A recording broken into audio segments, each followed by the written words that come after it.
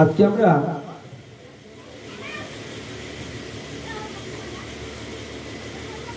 গাববেড়িয়া চড়াডাকাত গ্রাম নিবাসিয়া প্রফুল্ল মণ্ডল মহাশয়ের বাসভবনে তার অন্ত্যেষ্টি ক্রিয়াবাসরে তার আত্মমঙ্গল কামনায়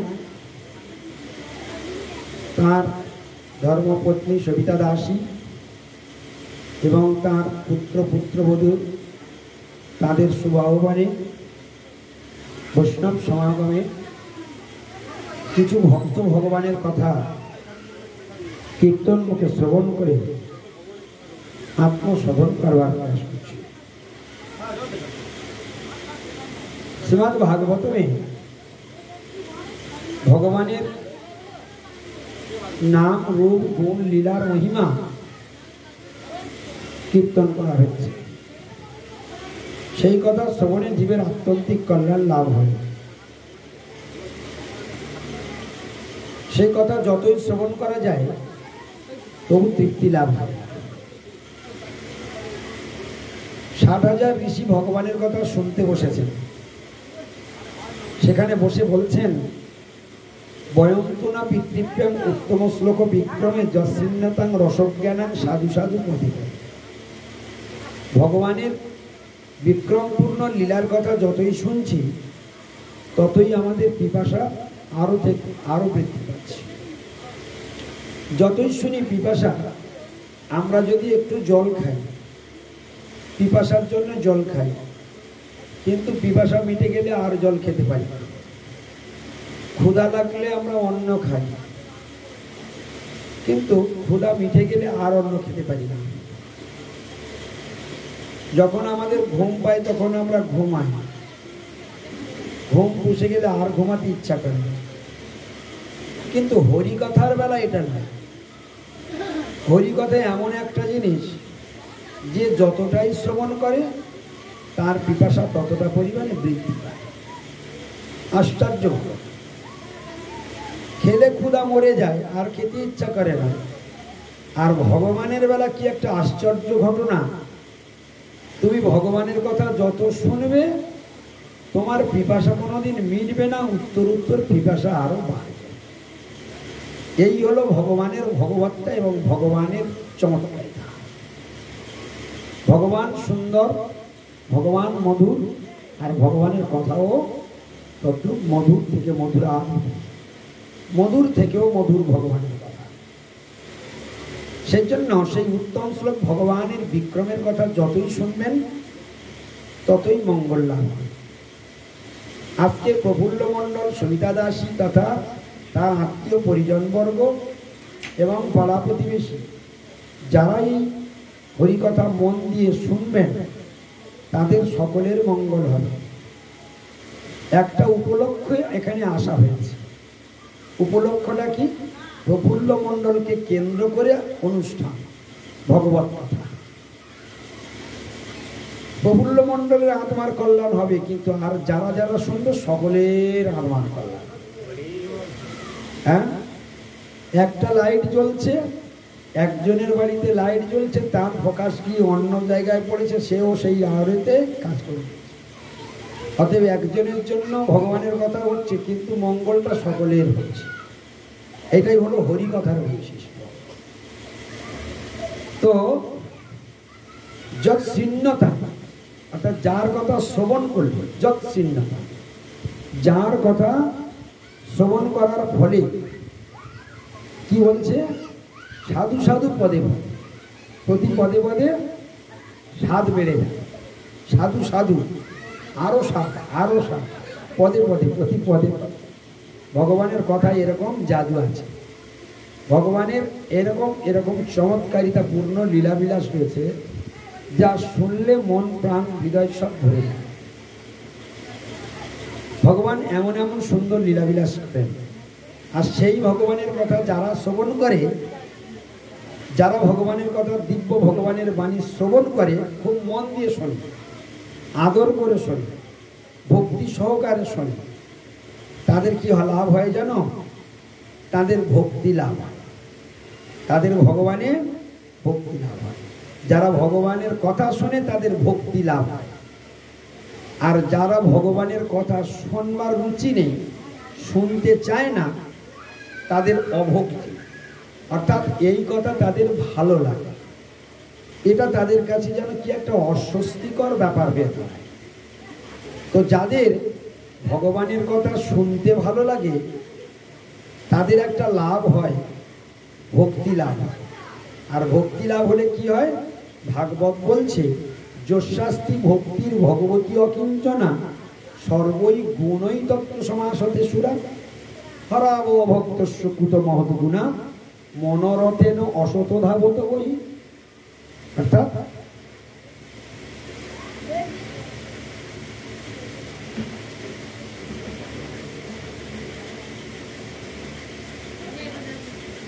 যস্যাস্তির ভক্তির ভগবতী অকিঞ্চনা, অর্থাৎ যার ভক্তি আছে, যস্যাস্তি, যস্যাস্তি মানে যার আছে ভক্তি, যস্যাস্তি ভক্তি অর্থাৎ যার আছে ভক্তি, ভগবতী ভগবানে অকিঞ্চনা ভক্তি, যার ভগবানে অকিঞ্চনা ভক্তি রয়েছে, নিষ্কিঞ্চনা ভক্তি রয়েছে, তাদের কথা বলছে। যস্যাস্তি ভক্তির ভগবতী অকিঞ্চনা সর্বই গুণই তত্ত্ব সমাসতে সুরা। বিশ্ব সংসারে যত গুণ আছে সব তার মধ্যে ধীরে ধীরে এসে বাসা বাঁধবে। আশ্চর্য কথা, খুব মন দিয়ে শুনবে। হ্যাঁ, যার যত গুণ আছে জগতের লোক তাকে তত বেশি সমাদর করে, যার গুণ নেই তাকে কেউ ভালোবাসে না। খুব ভরসা, খুব ভরসা, কিন্তু মুখের ধারে কেউ দাঁড়াতে পারে, যার সঙ্গে কথা বলবে তার জ্বালিয়ে দেবে। তাহলে কি ওটা তার গুণ? কিন্তু কালো হোক, কিন্তু যদি তার অসংখ্য গুণ থাকে সে সবার প্রিয় হয়ে যায়। গুণ যার আছে সে সকলের প্রিয় হয়, আর যার গুণ নেই সে কোনোদিন কারোর প্রিয় হতে পারে না। এইখানে বলছে যার ভগবানে ভক্তি আছে সর্বই গুণই তত্ত্ব সমাসত। অপূর্ব কথা, মন দিয়ে শুনবেন, এদিক ওদিক তাকাবেন না কেউ, আমার দিকে তাকাবেন, অন্যদিকে একদম তাকাবেন না, আর শুধু আমার দিকে তাকিয়ে থাকবেন, তাহলে কথা ভেতরে যাবে না। তো সব মেঘ চলে ভেসে ভেসে আকাশের গা, সব উপর দিয়ে চলে যাবে। আমাদের সারা জীবনটা তো অসৎসঙ্গ করে আমরা কাল কাটাই, আমরা তো সাধু সঙ্গ করি না, আর সাধু সঙ্গ করার সময়ও পাই না। আর সাধু সঙ্গ করার সব থেকে বড় কথা হচ্ছে সাধু সঙ্গ করবার ইচ্ছা বিন্দুমাত্র হৃদয়েই নাই।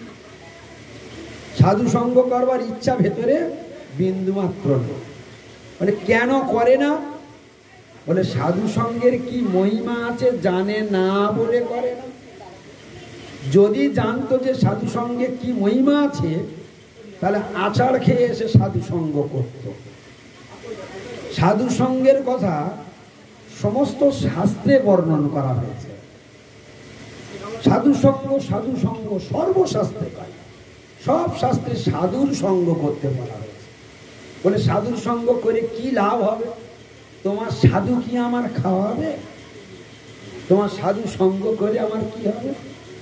হ্যাঁ, বলছে সাধুর সঙ্গ করলে একটা জিনিস তো অবশ্যই পাবে, কত কি পাবে সেটা পরের কথা। অন্তত আর যাই হোক জমের ডান্ডা পেটনের হাত থেকে বাঁচতে পারবে। সাধু এত বড় ক্ষমতা আছে, তোমার জমালয়ে যেতে আর হবে না যদি সাধুর কৃপা তুমি পাও। ভালো করে শুনে নাও। আজকে শাস্ত্রে বলছে কৃষ্ণ নাম ভজজি, আর সব মিছে। আমার দিকে থাকবে, অন্যদিকে থাকবে, তোমাকে বলছি আমার দিকে থাকবে। দেখবে ওদিকে তাকিয়ে কোনো লাভ নেই, আমার দিকে তাকিয়ে থাকো। কতগুলো কথা যদি ভেতরে ঢুকে যায় বুঝতে পারবে। বলছে সাধুর সঙ্গ করব, আপনি বলছেন সাধু সঙ্গ করার কথা, বলছেন আমি বলছি না, আমার শাস্ত্র বলেছে। আচ্ছা কেন সাধু সঙ্গ করে কি লাভ হবে? শুনবেন সাধু সঙ্গ করে কি লাভ হবে? সব দিন তো জোটে না।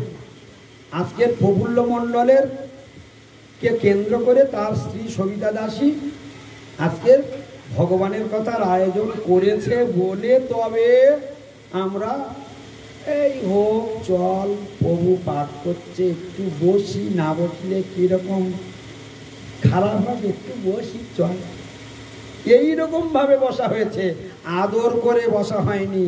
শোনবার জন্য যে আমি পাগল হয়ে যাচ্ছি সে দশা হয়নি। না না বসলে নয়, চল একটু বসি, বলে ওতেই কাজ হবে।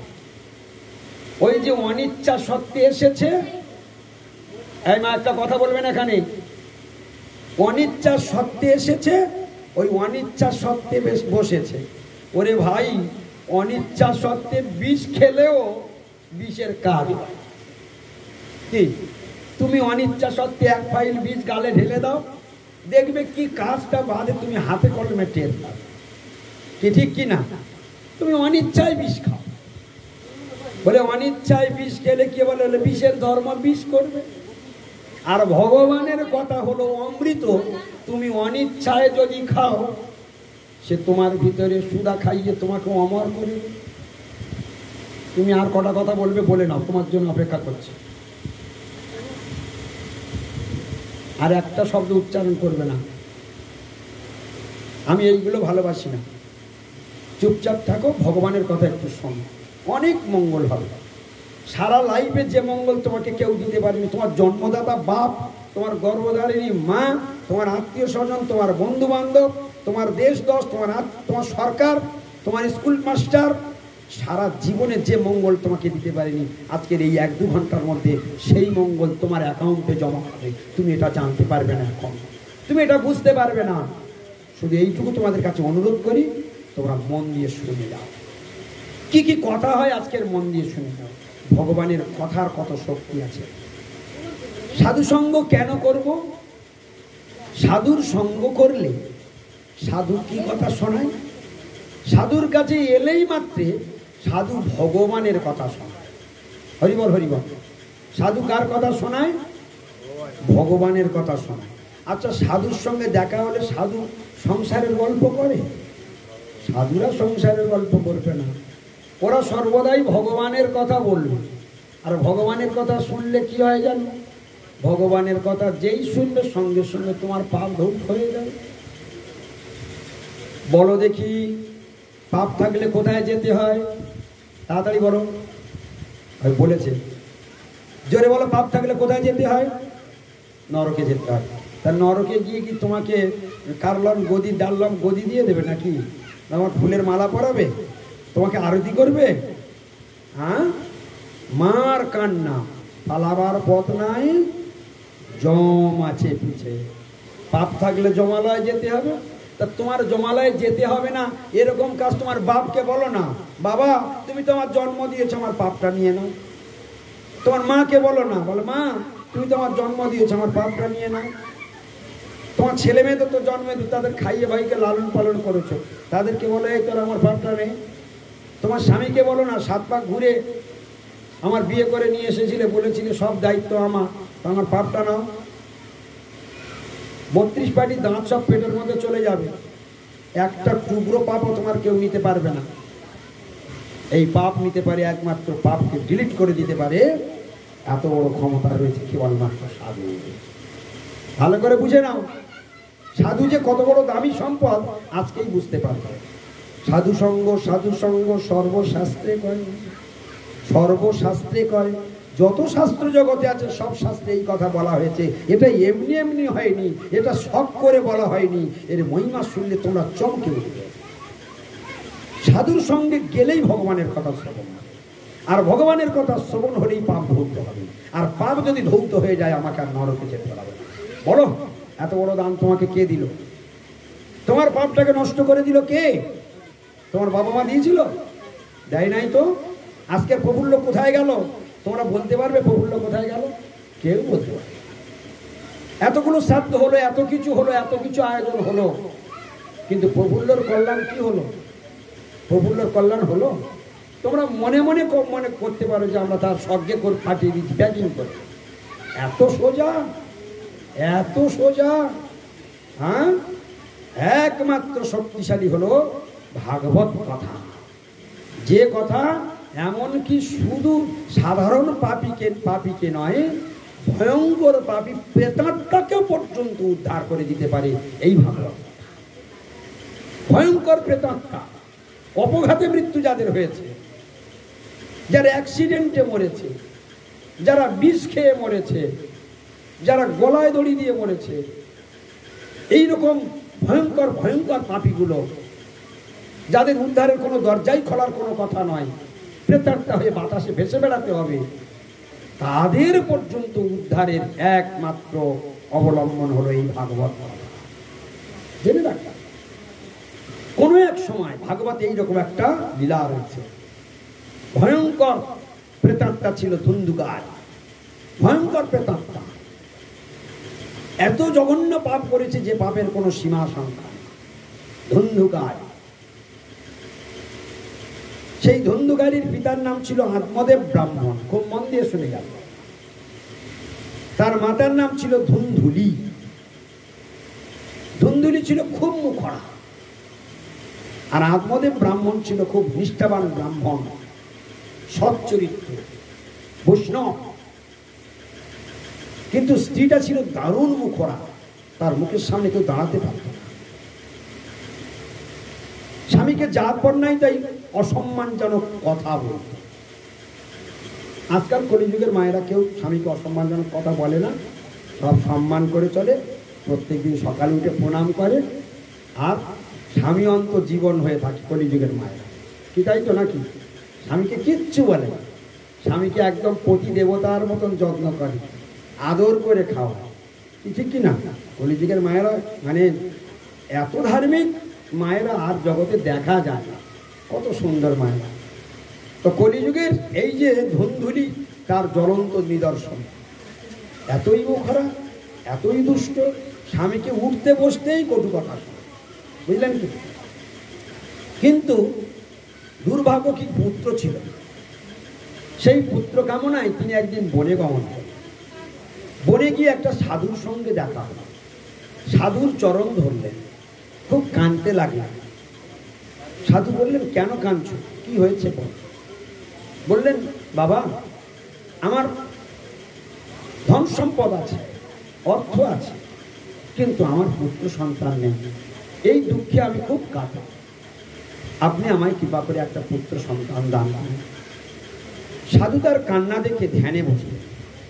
ধ্যান করে বললেন, তুমি পুত্র চাইছো, তুমি এমন কর্ম খারাপ করেছো, আগামী পরপর 7 জন্ম তোমার কোনো পুত্র লেখা। দেখো, সাধু ধ্যান করেই বলে। আচ্ছা, সাধু এত শক্তি কোথা থেকে পেল? চিন্তা করো, বসে বসে চিন্তা করো। যে আত্মদেব ব্রাহ্মণের পুত্রের জন্য কান্নাকাটি করছে, সে জানে না যে তার কপালে পুত্র লেখা নেই, কিন্তু সাধু বলে দিল। বলি, সাধু এত বড় ক্ষমতা কোথায় পেল? বিচার করবেন। কারণ সাধু কার আরাধনা করে? ভগবান শ্রীকৃষ্ণের আরাধনা করে। ভগবানের আরাধনা করে এমন দৈব বল সংগ্রহ করেছে, দিব্যদ্রষ্টা, ত্রিকালজ্ঞ হয়েছে, সব ভূত ভবিষ্যৎ বর্তমান সবকিছু বলে দিতে পারে। যখন বলেছেন আপনি এই জন্মে পুত্র চাইছেন, আগামী 7 জন্ম আপনার কোনো পুত্র নেই, আবার সেই আত্মদেব ব্রাহ্মণ সাধুর চরণ ধরে উঠে বলছে, আপনি যখন বলে দিতে পেরেছেন যে আগামী পরপর 7 জন্ম আমার পুত্র নেই, এত বড় ক্ষমতা আপনার, আপনি দিব্য দৃষ্টিতে দর্শন করে যখন বলে দিতে পেরেছেন, তাহলে আপনি আমার একটা পুত্র সন্তানও দিতে পারবেন, বিশ্বাস আমার। তাই আপনি কৃপা করে আমার একটা পুত্র সন্তান দিন। যখন খুব করে চরণ জোরে জড়িয়ে ধরে কাঁদছে, তখন সেই সাধু কি করলো, একটা ফল নিয়ে মন্ত্রপুত করে ওই একে দিল, আত্মদেব ব্রাহ্মণকেই দিল। যাও, এইটা নিয়ে তোমার স্ত্রীকে তুমি খাইয়ে দাও, দিলেই তোমার পুত্র সন্তান হবে, অপূর্ব একটি পুত্র সন্তান। দেখুন, ভগবান যার কপালে পুত্র লিখে রাখেনি, তার পর্যন্ত পুত্র দিলেন কে? সাধু। তাহলে এইটুকু একটু বুঝতে পারলেন যে সাধুর কিরকম ক্ষমতা আছে। এইটুকু থেকে যা হবার নয় তা হইয়ে দিল। কে দিল? সাধু। এখন মহা আনন্দে কেউ কোনো কথা বলবেন না, কথা বলবেন না এখানে কেউ। মহা আনন্দে আত্মদেব ব্রাহ্মণ বাড়িতে চলে আসলেন, সেই ফলটা এনে আর তার স্ত্রী ধুন্ধুলিকে দিলেন। ধুন্ধুলিকে বললেন, ব্রাহ্মণী ব্রাহ্মণী, আজকের খুব সুসংবাদ নিয়ে এসেছি। আমাদের এক সাধুর কৃপাতে এই ফলটা পেয়েছি, এই ফলটা তুমি খেয়ে নাও, এই ফলটা খেলেই আমাদের একটা সুন্দর পুত্র সন্তান লাভ হবে। তখন ধুন্ধুলি চিন্তা করছে, ও এই ফলটা খেলেই পুত্র হবে, দূর, এই বয়সে আমি আর পুত্র সন্তান নিতে পারবো না। মা শুনবে মন দিয়ে, এই বয়সে আমি আর পুত্র সন্তান চাই না। আর পুত্র সন্তান হলে শেষকালে পেটটা ভারী হয়ে যাবে, আর ভালো মন্দ খেতেও পারবো না, আর ডাকাত করলে পালাতে পারবো না, আর এত কষ্ট আমি সহ্য করতে পারবো না বাবা। এখন আমার সন্তান টন্তানার দরকার নেই, ও আমি ফল খাবো না, এই চিন্তা করবে।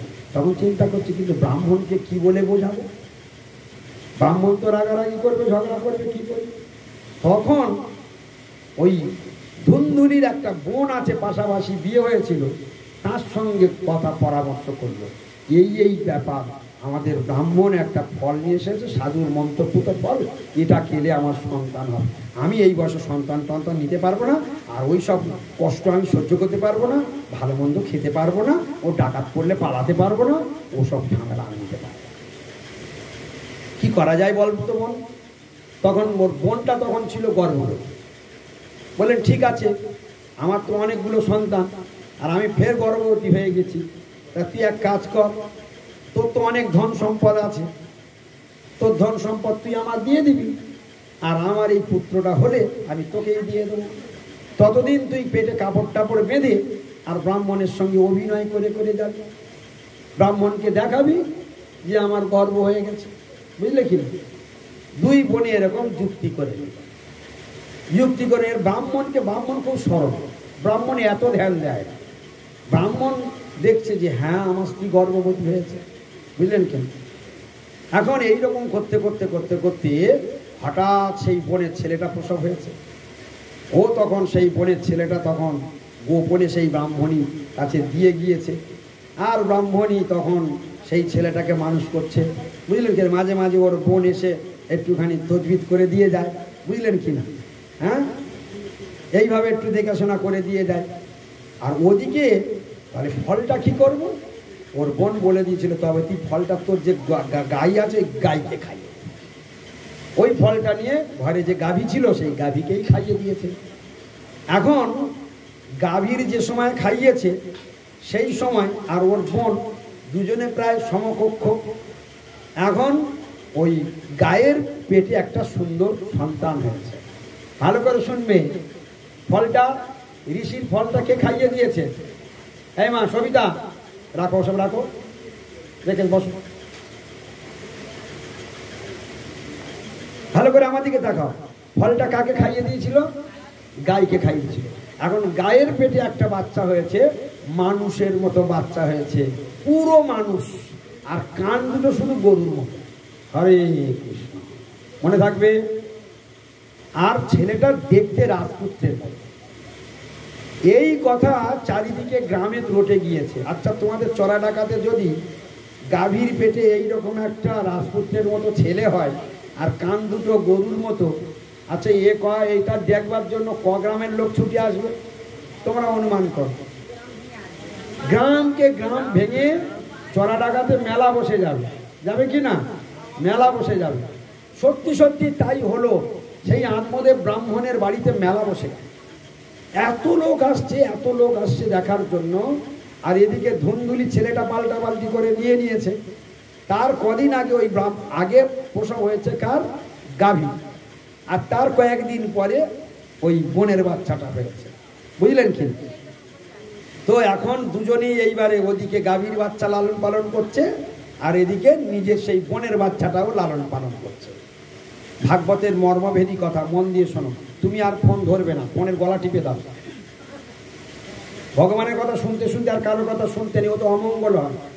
তুমি জানো না, কিন্তু অমঙ্গল হয়। কেন? ভগবানের কথার উপর আর কোনো কথা থাকতে পারে না। তাই ভগবানের কথা শুনতে গিয়ে আমি ট্যাপার কথা শুনবো কেন? টেপা কি আমার পাপ নেবে? নেবে না। অতএব টেপার কথা শুনবে না, ফোন নিয়ে চলে যাবে। হ্যাঁ, গৌর প্রেমানন্দে হরি হরি বল। এখন এদিকে কি হলো, এখন ব্রাহ্মণের বাড়িতে একদম পুরো প্রচুর লোক সমাগম হয়ে গেছে। ধীরে ধীরে দুই ভাই বড় হতে লাগলো। এখন বড় ছেলেটা যেটা গাভীর গর্ভে হয়েছে, সেখানে সেই ছেলেটা অত্যন্ত ধার্মিক, নম্র, ভদ্র, শান্ত, বুদ্ধিমান, পড়াশোনায় ভালো, সব দিক থেকে এক্সপার্ট। আর ধুন্ধুলির যে পুত্র, সে যেমন দুষ্ট, সেরকম বদমায়েশ, সেরকম লম্প, সেরকম জুয়াখোর, একবার ওর সব তৈরি হয়েছে। বুঝলেন কি না? তাহলে একই বাড়িতে দুইজন, আপনারা খেয়াল করবেন, সাধুর দেওয়া সন্তান আর কোনো জড়জাগতিক লোকের সন্তান, দুটোর কীরকম তফাৎ হচ্ছে দেখুন। শুধু শুনে যাবেন না, বিচার করতে করতে যাবেন। সাধুর কত ক্ষমতা, সাধু এত ক্ষমতা কি করে পেল, সাধু কি করে জানলো, 7 জন্ম পুত্র নাই, সাধুর ফলে মন্ত্রভূত করে দিল, সেই মন্ত্রে যা বললো তাই হলো, সেই ফলটা অব্যর্থ গেল না, গাভীকেই খাওয়ালো, গাভীর পেটেই মানুষের বাচ্চা জন্ম হলো। আচ্ছা, সব কটাই কি আশ্চর্যজনক ঘটনা নয়? হ্যাঁ, দুই ভাই বড় হচ্ছে, মহাধার্মিক, মহা তেজস্বী, মহা জ্যোতির্ময়, আর এ সব সময় মানে লম্পটগিরি, সমস্ত সব রকম দুষ্টামি বদমাইশিতে এক্সপার্ট। এই করতে করতে করতে করতে দুই ভাই যখন বড় হচ্ছে, হতে হতে যত ধুন্ধুকারী, সেই পুত্রের নাম কি আছে? ধুন্ধুকারী। নামটা মনে রাখবেন। কি নাম? সবাই একবার বলুন। ধুন্ধুকারী বলুন। ধুন্ধুকারী। আর তার মায়ের নাম হলো ধুন্ধুলি। মনে থাকবে? ধুন্ধুলি আর ধুন্ধুকারী। এখন সেই ধুন্ধুলি, যত ছেলেটা বড় হচ্ছে তত দিনে দিনে তিনি উচ্ছৃঙ্খল হয়ে, ছেলেটা উচ্ছৃঙ্খল হয়ে যাচ্ছে। আর প্রত্যেক দিন এসে মার কাছে টাকা চাইছে। মা টাকা দেয়, অল্প অল্প দেয়, যত টাকা দিচ্ছে তত দিনে দিনে চাহিদা বাড়ছে। যখন টাকা না দিতে পারে মার সঙ্গে ঝগড়া করে। এই করতে করতে এমনকি মায়ের গায়ে হাত তোলা শুরু করে দিল। মা বলছে, ডেলি ডেলি এত টাকা কোথায় পাবো? কোথায় পাবে জানি না। মদ খাওয়া ধরেছে, হ্যাঁ, বেশ্যাবাড়িতে যাওয়া ধরেছে, সব টাকা, বাবার যত ধন সম্পদ ছিল সব পোড়াতে শুরু করেছে। সংসারে শান্তি আছে? ওর অত্যাচার দেখে এবার সেই আত্মদেব ব্রাহ্মণ বলছে, হায় হায়, আমার পুত্র ছিল না, বরং আমি ভালো ছিলাম, এ পুত্র পেয়ে আমি কি সর্বনাশে পড়ে গেলাম। গৌর প্রেমানন্দে বলে। তাহলে দেখলেন তো, আমরা এটা বুঝতে পারি না। আমরা প্রবাদে শুনি, ভগবান যা করেন সব মঙ্গলের জন্য। আত্মদেব ব্রাহ্মণের পুত্র ছিল না, ব্রাহ্মণ তখন মনে মনে করতো, আমার মতো দুঃখী আর জগতে কেউ নেই, তাহলে পুত্র পেলে সুখী হয়ে যাবে। আর যেই পুত্রটা পেল, সেই সময় কি হচ্ছে, এবারে জ্বলে শেষ হয়ে যাচ্ছে। বাবাকে গালাগালি করছে, মাকে গালাগালি করছে, মাকে মারধর করছে। সংসারটা কি সুখের হচ্ছে এবার বলো তো? হ্যাঁ, ভালো করে বুঝতে পারছেন তো? তো এইবারে এমন অত্যাচার চরমে উঠল। তখন একদিন গোকর্ণ, ওই ছেলেটার নাম গোকর্ণ, বড় ছেলেটার নাম কি? গোকর্ণ। কেন নাম রাখা হয়েছে? ওই কান দুটো গরুর মতো বলে ওকে নাম রাখা হয়েছে গোকর্ণ। গোকর্ণ খুব ধার্মিক। গোকর্ণ বললেন, বাবা তুমি আর এই সংসারে থেকো না, তোমার 50 বছর বয়স হয়েছে, এখন তুমি বানপ্রস্থ অবলম্বন করে তুমি বনে চলে যাও। তুমি বনে চলে যাও, তোমার আর এখানে থাকাটা উচিত হবে না। সঙ্গে সঙ্গে সেই গোকর্ণের কথায় আত্মদেব ব্রাহ্মণ তিনি সংসার ছেড়ে পরিত্যাগ করে চিরকালের জন্য বনে চলে গেলেন হরি আরাধনা করবার জন্য। বাবাকে বনে পাঠিয়ে দিয়ে গোকর্ণ বললেন, এই ভয়ঙ্কর সংসারে এদের সঙ্গে, এই অসৎ সঙ্গে আমার থাকা উচিত হবে না। তখন ওই গোকর্ণ তীর্থ ভ্রমণ করতে বেরিয়ে চলে। তাহলে বাড়িতে রইল কে? ধুন্ধুলি আর ধুন্ধুকারী। এইবারে অত্যাচার যা ছিল তার 10 গুণ বেড়ে গেল। মায়ের উপর অত্যাচার, টাকা না দিলেই পেটে, টাকা না দিলেই পেটে। এই করতে করতে সেই অপমান, সেই যন্ত্রণা সহ্য করতে না পেরে তার মা একদিন ফিরল, কুয়োর মধ্যে ঝাঁপ দিয়ে আত্মহত্যা করল। কুয়োর মধ্যে ঝাঁপ দিয়ে আত্মহত্যা করল। তার কিছুদিন পরে ও এখান থেকে মার কাছ থেকে টাকা নিয়ে বেশ্যাবাড়িতে যেত, এবারে একটা দুটো বেশ্যা না, পাঁচটা বেশ্যা একসঙ্গে ঘরে নিয়ে চলে আসে। কে কে নিয়ে এসেছে বলো? হ্যাঁ, 5টা বেশ্যা, পঞ্চবেশ্যা নিয়ে এসে বাড়িতে তুলেছে। এখন কি হলো, এইবারে যা বাবার ধন সম্পদ ছিল সব নষ্ট হয়ে গিয়েছে। ইনকাম না করলে কি হবে? হ্যাঁ, বসে গেলে রাজার ধনও কি গৌর প্রেমানন্দ হয়ে যাবে। রাজার ধনও শেষ হয়ে যায় যদি বসে বসে কেউ খায়। এখন সব ওই বেশ্যাদের মন জয় করবার জন্য সব অর্থ নষ্ট হয়ে গেল। এইবার কি করবে? ওদের মন জোগাবার জন্য এবার চুরি, গুন্ডামি, বদমাশি, হ্যাঁ, হত্যা, এই সমস্ত যা পাচ্ছে সব করে ধন সম্পদ আনছে, আর ওই 5 জন বেশ্যার মন পোষণ করছে। এই করে করে দিন চলছে। এই করতে করতে করতে করতে একদিন ওই ধুন্ধুকারী কি করেছে, রাজবাড়িতে চুরি করেছে। রাজবাড়িতে যখন চুরি করেছে, সেই রাজবাড়িতে এত ধন সম্পদ, অর্থ, সোনাদানা গয়না চুরি করেছে, যা ও লাইফ ভোর বসে খেলেও আর শেষ হবে। ওই সোনাদানা গয়না যখন চুরি করে নিয়ে এসে রাত্রে, হ্যাঁ, বাড়িতে উঠেছে, সেই দিনে সেই 5 জন বেশ্যা মিলে দেখছে, বাড়ি ভাবে বাপ, এত ধন সম্পদ টাকা নিয়ে এসেছে, এ লাইফ ভোর যদি আমরা বসে খাই তবু আমাদের শেষ হবে না। কিন্তু তখন তারা চিন্তা করলো, রাজবাড়িতে চুরি করেছে মানে রাজার লোক চারিদিকে তন্ন তন্ন করে এই চোরকে খুঁজে বের করবার চেষ্টা করবে। আর যদি এ ধরা পড়ে যায় তাহলে ওর সমেত আমরাও সঙ্গী হয়ে আছি, ওর সমেত আমাদেরকেও জেলে যেতে হবে, আমাদেরকেও হয়তো মৃত্যুদণ্ড হয়ে যাবে।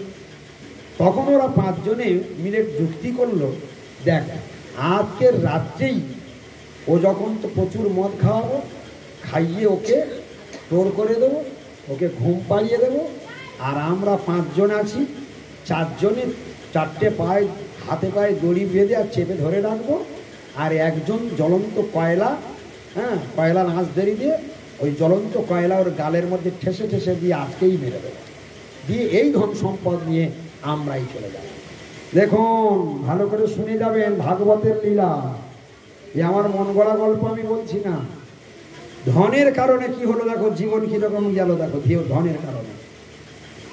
তো সেই রাত্রেই সেই মতো খাটে দড়ি বেঁধে, হাতে 2টো পায়ে দড়ি বেঁধে, 2টো হাতে দড়ি বেঁধেছে, দুজন 4 জন 2টো পা চেপে ধরে আছে, 2টো হাত চেপে আছে, আর একজন জ্বলন্ত কয়লা নিয়ে আর কালের মধ্যে ঠেসে ঠেসে ঠেসে ঠেসে মেরে দিল, একদম মেরে দিয়ে এবার কি করছে বলে তো জানাজানি হয়ে যাবে।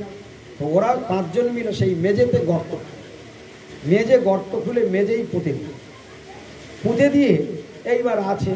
তারপর আর ব্রাহ্মণকে দেখা যায় না, পাড়ায় পাড়ায় একটু আধটু খবর হচ্ছে, কই তাকে তো দেখা যায় না। জিজ্ঞাসা করে, হ্যাঁ সে ধুন্ধুকারীকে দেখা যায়, বলে কোথায় গেছে ইনকাম করতে, আসবে কদিন পরে, এই কথা বলে। এরা চিন্তা করছে, এই এখানে আর বেশিক্ষণ থাকা নিরাপদ নয়, যত তাড়াতাড়ি সম্ভব এখান থেকে আমরা পালাই না। তারপরেই ওরা গভীর রাত্রে ওই 5 জন সব ধন সম্পদ নিয়ে ওই স্থান ত্যাগ করে পৌঁছে।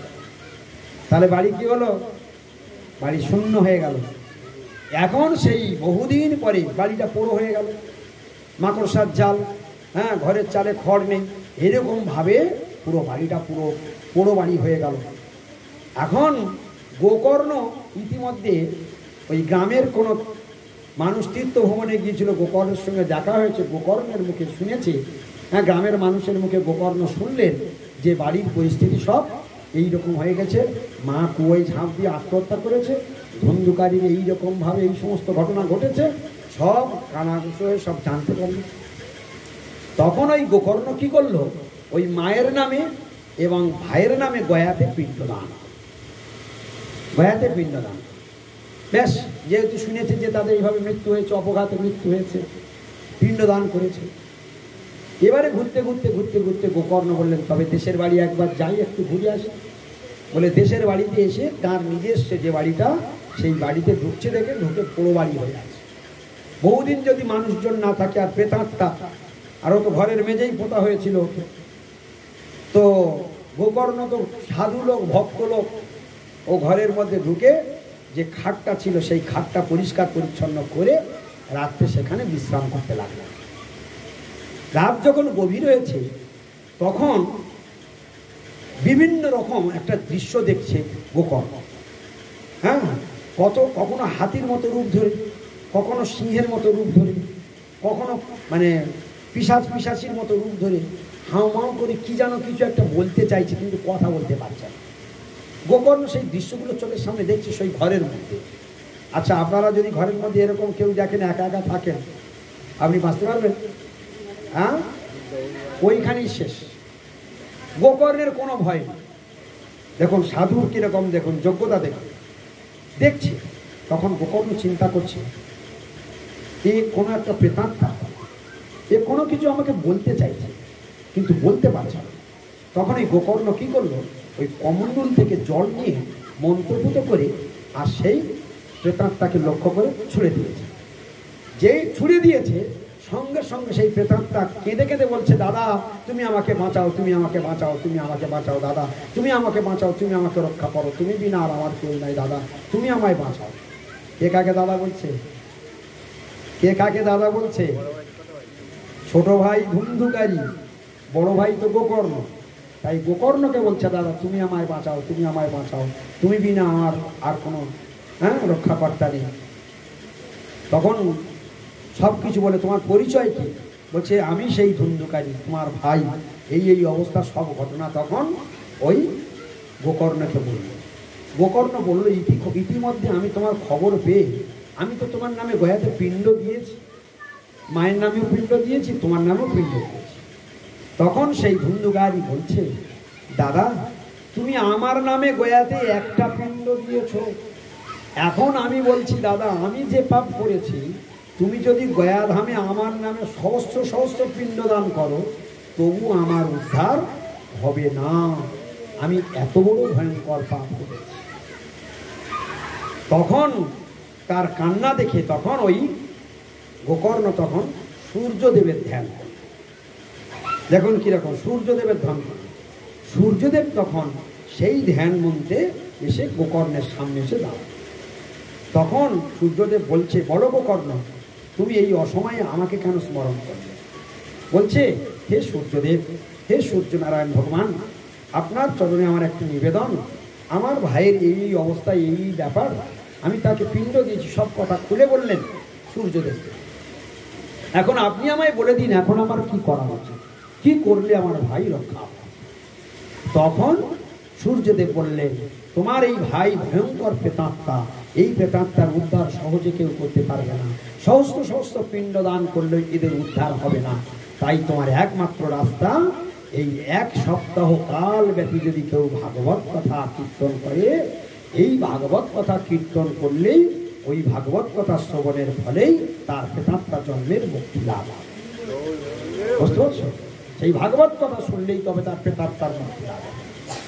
তখন গোকর্ণ বললেন, ঠিক আছে, তাহলে আমি সপ্তাহ কালব্যাপী ভাগবত কথা বলে তখন গোকর্ণ ওই 1 সপ্তাহ কালব্যাপী ভাগবত কথার আয়োজন করলেন। সারা গ্রামের মানুষ জানে যে গোকর্ণ খুব বড় সাধু, অনেক বড় ভক্ত গোকর্ণ। তো গ্রামের প্রায় 2-2.5 হাজার মানুষ 1 সপ্তাহ ব্যাপী ওই বৈকালে ভাগবত কথা শুরু হয়, আর সন্ধ্যা হতে হতেই ভাগবত কথা বন্ধ হয়ে যায়। চুপচাপ থাকে, শোনো। সন্ধ্যা হল প্রথম দিন যখন ভাগবত কথা শেষ হলো, প্রথম দিন যখনই ভাগবত কথা শেষ হলো, সঙ্গে সঙ্গে ওই পাশে একটা 7টা গাঁটযুক্ত একটা বাঁশ পড়েছিল ওই ভাগবত পাঠের পাশে। সঙ্গে সঙ্গে যেই ভাগবত কথা শেষ হলো, সঙ্গে সঙ্গে বিনা কারণে হঠাৎ সেই বাঁশের একটা গাঁট খুব বিকট শব্দ করে বাস্ট হয়ে গেল, ফেটে গেল। সবাই চমকে উঠলো, একসঙ্গে চমকে বাঁশটার দিকে তাকালো, যেগুলো কী ব্যাপার, কোনো ঝড় নেই, ঝঞ্ঝা নেই, বাদ নেই, বরিশন নেই, কিছু নেই, কোনো কিছু নেই, হঠাৎ বাঁশটারে একটা গাঁট কীভাবে ফেটে গেল? কেউ কিছু বুঝতে পারল না। যাক, সে মতো ভাগবত কথা বন্ধ হয়ে গেল। তারপরের দিন আবার যখন ভাগবত কথা হলো, যেই ভাগবত কথা শেষ হয়েছে, সঙ্গে সঙ্গে আবার ওই রকম বিকট শব্দ করে আবার একটি গাঁট ফেটে গেল। সবাই অবাক হয়ে গেল। এই রকম পর পর 7 দিন ভাগবত কথা যখন শেষ হলো, 7টা গাঁট 7 দিনে যখন ফেটে গেল, সঙ্গে সঙ্গে একটা দৃশ্য দেখা গেল, কি বৈকুণ্ঠ থেকে শঙ্খচক্র গদা পদ্মধারী নারায়ণ একটা রথ নিয়ে নামলো, আর সঙ্গে সঙ্গে সেই ধুন্ধুকারী সঙ্গে সঙ্গে শঙ্খচক্র গদা পদ্মধারী নারায়ণ মূর্তি ধারণ করলো। সেই ভয়ঙ্কর প্রেতাত্মা নারায়ণ মূর্তি ধারণ করলো, আর সেই বৈকুণ্ঠে যাবার জন্য রথে আহ্বান করলেন যে আপনি আসুন, এই রথে আপনার জন্য রথ এসেছে। তখন সেই বৈকুণ্ঠে মানে রথে উঠবার জন্য ওই ধুন্ধুকারী উঠতে যাচ্ছে, শঙ্খচক্র নারায়ণ মূর্তি হয়ে গিয়েছে। তখন গোকর্ণ বলছেন, হে নারায়ণ, আমার একটু কথা আছে আপনার কাছে, আমার একটা প্রশ্ন আছে। বলে, প্রশ্ন কি? বলছে, এই ভয়ঙ্কর প্রেতাত্মা এর এইরকম ভগবানের বিষ্ণুমূর্তি নারায়ণ মূর্তি কি করে হলো? বলছে, 7 দিন ব্যাপী ভাগবত কথা শ্রবণ করেছে, তাই ওর নারায়ণ। এই বাড়ির মধ্যে কথা বলছে কেন? বাড়ির মধ্যে কেউ কথা বলবে না, বাড়ির মধ্যে একটা সাউন্ড করবে না কেউ। এখন কেন এই ঘটনা ঘটলো? বলছি, ওর ভাগবত কথা শ্রবণের ফলে ওর এই দিব্য মূর্তি ভগবত মূর্তি লাভ হয়েছে, ও সারূপ্য মুক্তি লাভ করেছে। তখন গোকর্ণ প্রশ্ন করলেন, আচ্ছা, ভাগবত তো শুধু গোকর্ণই ধুন্ধুকারী একা শোনেনি, এখানে তো 2,5-3 হাজার শ্রোতা প্রতিদিন ভাগবত কথা শুনেছে, তাহলে এদের কেন এই বৈকুণ্ঠ যাওয়ার যোগ্যতা হলো না? কেন এরা ওই সারূপ্য মুক্তি লাভ করতে পারলো না? তখন সেই বৈকুণ্ঠপতি নারায়ণ বলছে যে এরা সবাই ভাগবত কথা শুনতে বসেছে, কিন্তু গোকর্ণের মতো, এই ধুন্ধুকারীর মতো এইরকম পুরো ভাগবতটা একনিষ্ঠ মনে ধুন্ধুকারীর মতো শ্রোতা আর কেউ ছিল না। এরা বসেছিল, এদের মন কখনো চলে গিয়েছে, কখনো এসেছে, কখনো মানে এইভাবে ওদের মনটা একনিষ্ঠভাবে ভাগবত কথা শ্রবণ করেনি। যে 7 দিনের 7 দিন একনিষ্ঠভাবে ভাগবত কথা শ্রবণ করেছেন, তার ফলেই ও দিব্য দেহ লাভ করেছে। আর এরা সবাই শ্রবণ করেছে, কিন্তু আনমনা হয়ে হয়ে অন্য মনস্ক। এই যে ভাগবত কথাটা হচ্ছে, আমাকে কতবার বলে বলে থামাতে হচ্ছে, এ কথা বলবে না, এখানে সরে যান, এখানে এসে কথা বলবেন না, এই কথা বলবেন, সকলকে সাবধান করতে হচ্ছে আমার কতবার, ঠিক কিনা বলো? জোর করে করে আপনাদের মনটাকে ভাগবত কথায় বসাতে হচ্ছে। এই জন্য এরা কেউ নিখুঁতভাবে ভাগবত কথা শ্রবণ করেনি, তাই এরা পার হতে পারল না। তখন এইবার সব শ্রোতারা বুক চাপড়াচ্ছে, হায় হায়, আমরা কি ভুল করলাম, আমরা যদি একনিষ্ঠ মনে এই ভাগবত কথা শুনতাম, তাহলে আমরাও পার হয়ে যেতে পারতাম। তখন তারা কাঁদতে লাগলো যে হায় হায়, এ কি ভুল আমরা করলাম। তখন গোকর্ণ বললেন, তোমরা চিন্তা করো না, তোমাদের জন্য আমি আবার 1 সপ্তাহ ভাগবত কথা কীর্তন করব। এইবার যারা পারবে, এইবার তোমরা মনোযোগ দিয়ে শোনো, আর তোমাদের যদি যোগ্যতা থাকে এইবার তোমরা পার হয়ে যাও। বলে গোকর্ণ আবার 1 সপ্তাহ ভাগবত পাঠ করলেন। তারপর যারা যারা গভীর মনোযোগের সঙ্গে শ্রবণ করেছিল, তাদের মধ্যে কেউ 2-1 জন পার হলো, আর বাদ বাকি আবার সব পড়ে রইল। তাহলে দেখো, আমরা যে প্রসঙ্গে আমি এই লীলাটার মধ্যে প্রবেশ করলাম, জগতে ভয়ঙ্কর ভয়ঙ্কর প্রেতাত্মাও পর্যন্ত এই ভাগবত কথা শ্রবণ করে উদ্ধার হয়। আজকের এখানে প্রফুল্ল মণ্ডলের শ্রাদ্ধ হলো, ব্রাহ্মণ এলো, মন্ত্রপাঠ হলো, হোমযজ্ঞ হলো, বহু আত্মীয় কুটুম্বে এলো, কিন্তু প্রফুল্লর আত্মার কল্যাণ কি কেউ করতে পেরেছে? ভালো করে বুঝবে, গয়াতে পিণ্ডদান করেও যার উদ্ধার হলো না, এই যে আত্মার কল্যাণ কি হলো? বলে, আত্মার কল্যাণ কি করে হয়? আত্মাটা কার অংশ? ভগবান কৃষ্ণের অংশ। খুব মন দিয়ে শুনে যাবে, আত্মাটা কার অংশ? ভগবান কৃষ্ণের অংশ। যতগুলো মানুষ আমরা এখানে বসে রয়েছি, সকলের হৃদয়ে ভগবান কৃষ্ণের অংশ বসে আছে। আত্মা কৃষ্ণ সচ্চিদানন্দ, আত্মা সচ্চিদানন্দ। তাই সেই আত্মার মঙ্গল কখন হবে? যদি ভগবান কৃষ্ণের সুখের জন্য যদি কিছু করা হয়, তাহলে সেই ফলটা ওই প্রফুল্ল মণ্ডলের আত্মা এখন যেখানে গিয়েছে, এইখানে লাখ ভেলকি লাখ লেগে যাবে তার ফোন নাম্বারে। অর্থাৎ আমরা 10টা ফোন নাম্বার মারি, একটা যদি ভুল নাম্বার মারি, তাহলে যার কাছে করেছি তার কাছে যাবে তো? যাবে কি? যাবে না। একটা ফোনে টাওয়ার আছে, একটা ফোনে টাওয়ার নেই, হ্যালো হ্যালো করলে কথা শোনা যাবে তো? তাহলে দুটো টাওয়ার ভালো থাকতে হবে, তবে কথা শোনা যাবে। তো ওখানে প্রফুল্ল মণ্ডলের আত্মাটা হলো সচ্চিদানন্দ টাওয়ার, আর ভগবান শ্রীকৃষ্ণ হলেন সচ্চিদানন্দ টাওয়ার। এই দুই টাওয়ারে কথা হবে। আমার প্রশ্ন, ওই সারাদিন ধরে সকাল থেকে কাল থেকে আর কাল পর্যন্ত যা হবে, এখানে কৃষ্ণের সুখের জন্য কি করা হলো? ভগবানের সুখের জন্য কি অনুষ্ঠান করা হয়েছে? ভগবানের কিছু সুখ হলে তবে তো আত্মার কল্যাণ হবে। এখানে ভগবানের সুখের জন্য কিছু করা হয়েছিল কি? ভগবানের সুখের জন্য করলেই তবে আত্মার কল্যাণ হবে। আর সেই অনুষ্ঠানটাই এই হচ্ছে। আমাকে বলেছিল দুপুরবেলা করতে, কিন্তু আমি দুপুরবেলা করব না, কারণ আমি যখন ভাগবত কথা বলবো এরা তখন সাধ্য দেখবে, মন্ত্র বলবে, হুড়পাড় করবে, এই সমস্ত নিয়ে ব্যস্ত থাকবে।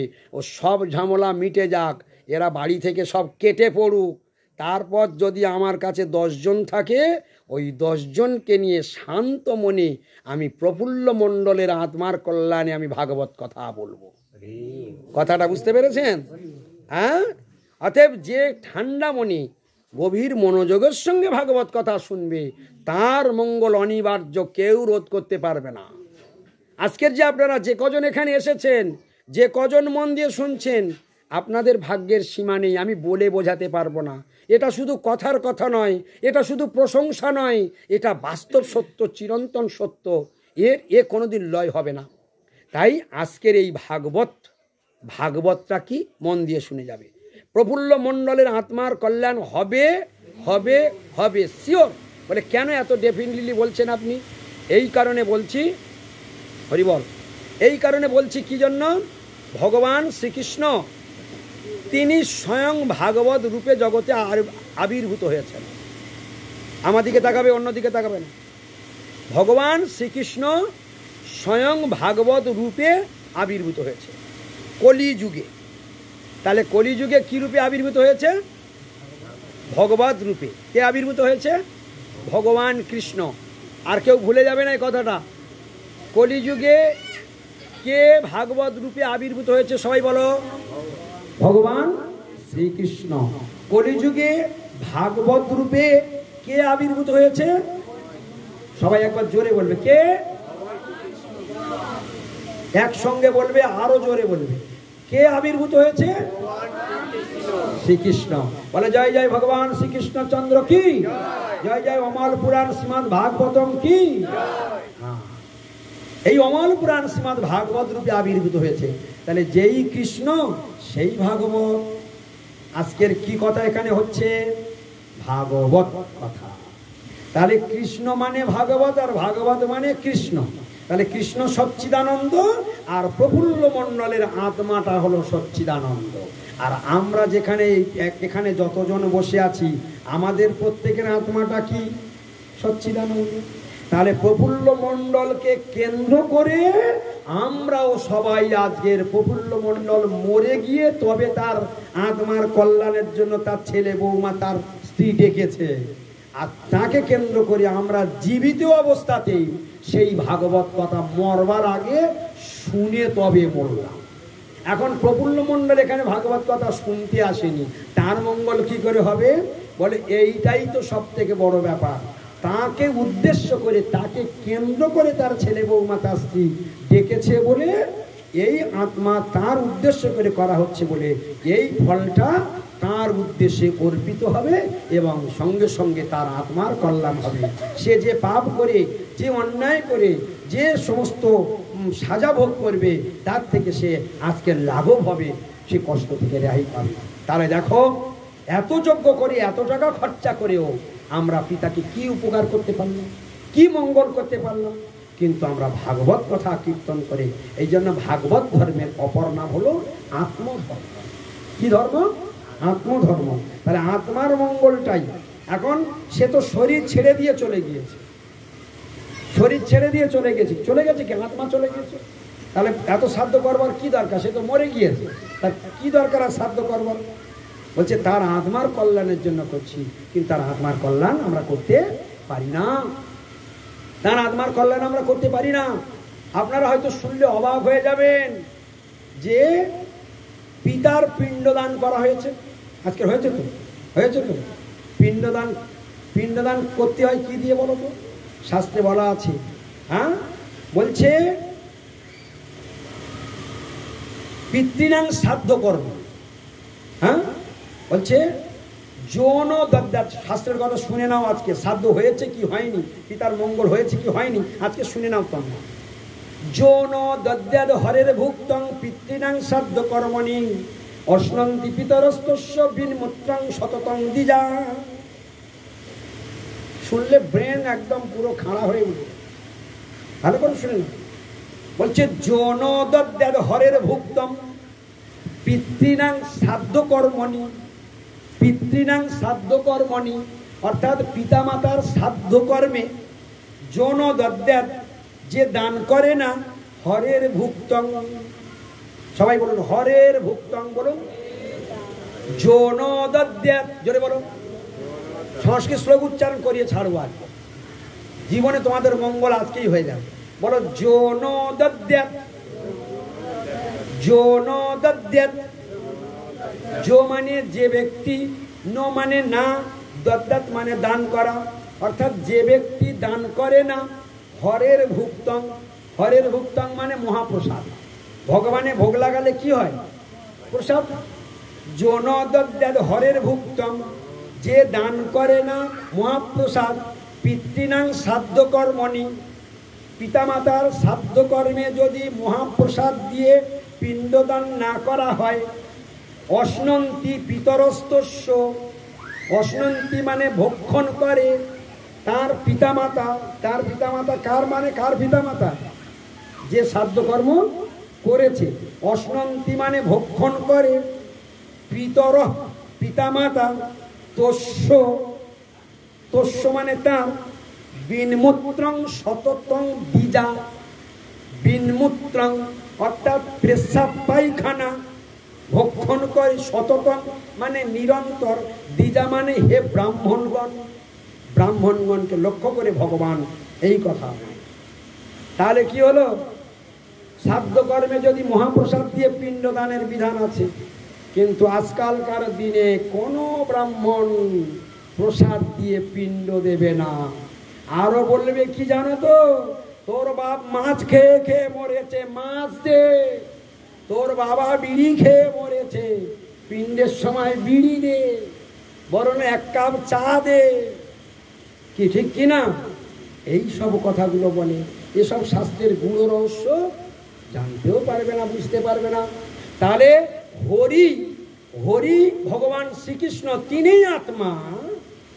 তিনি যদি প্রসন্ন হয় তবে তো যে মরেছে তার আত্মার কল্যাণ হবে। তা তিনি যদি প্রসন্ন হলো না, তাহলে পিতামাতাকে শ্রাদ্ধ করে গাদাখানেক টাকা, হ্যাঁ, কেউ 1 লাখ, 1.5 লাখ, 2 লাখ, 5 লাখ করে 5 গ্রাম খাইয়ে বাপের শ্রাদ্ধ করে, হ্যাঁ, মাছের ঝোল দিয়ে পিণ্ড দিয়ে দিল।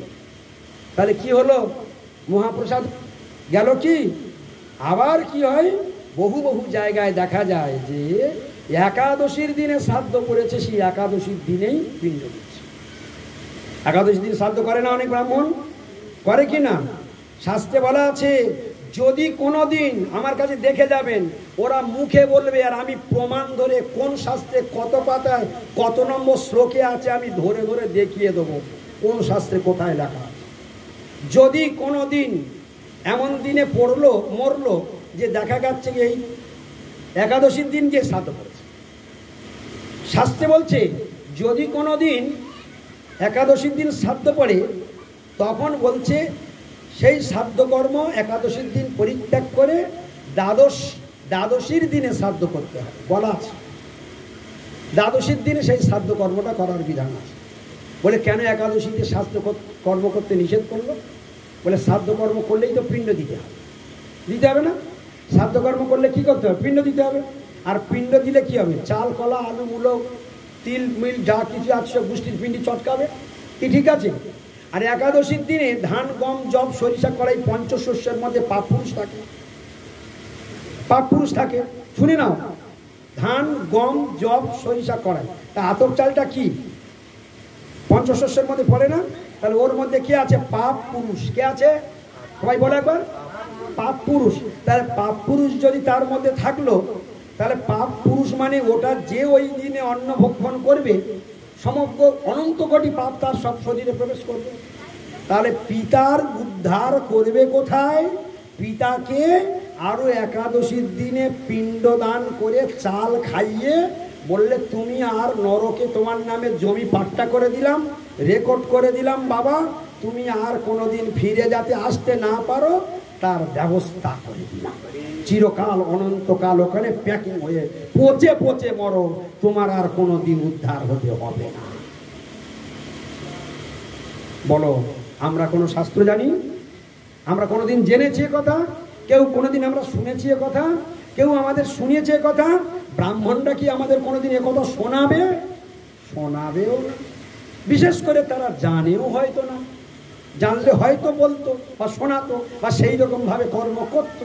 আমি দুটো শ্লোক বললাম মাত্র, শ্রাদ্ধ সম্বন্ধে দুটো শ্লোক, যেটা আজকে শ্রাদ্ধের দিন প্রসঙ্গক্রমে এলো, আত্মার কল্যাণের জন্য এলো।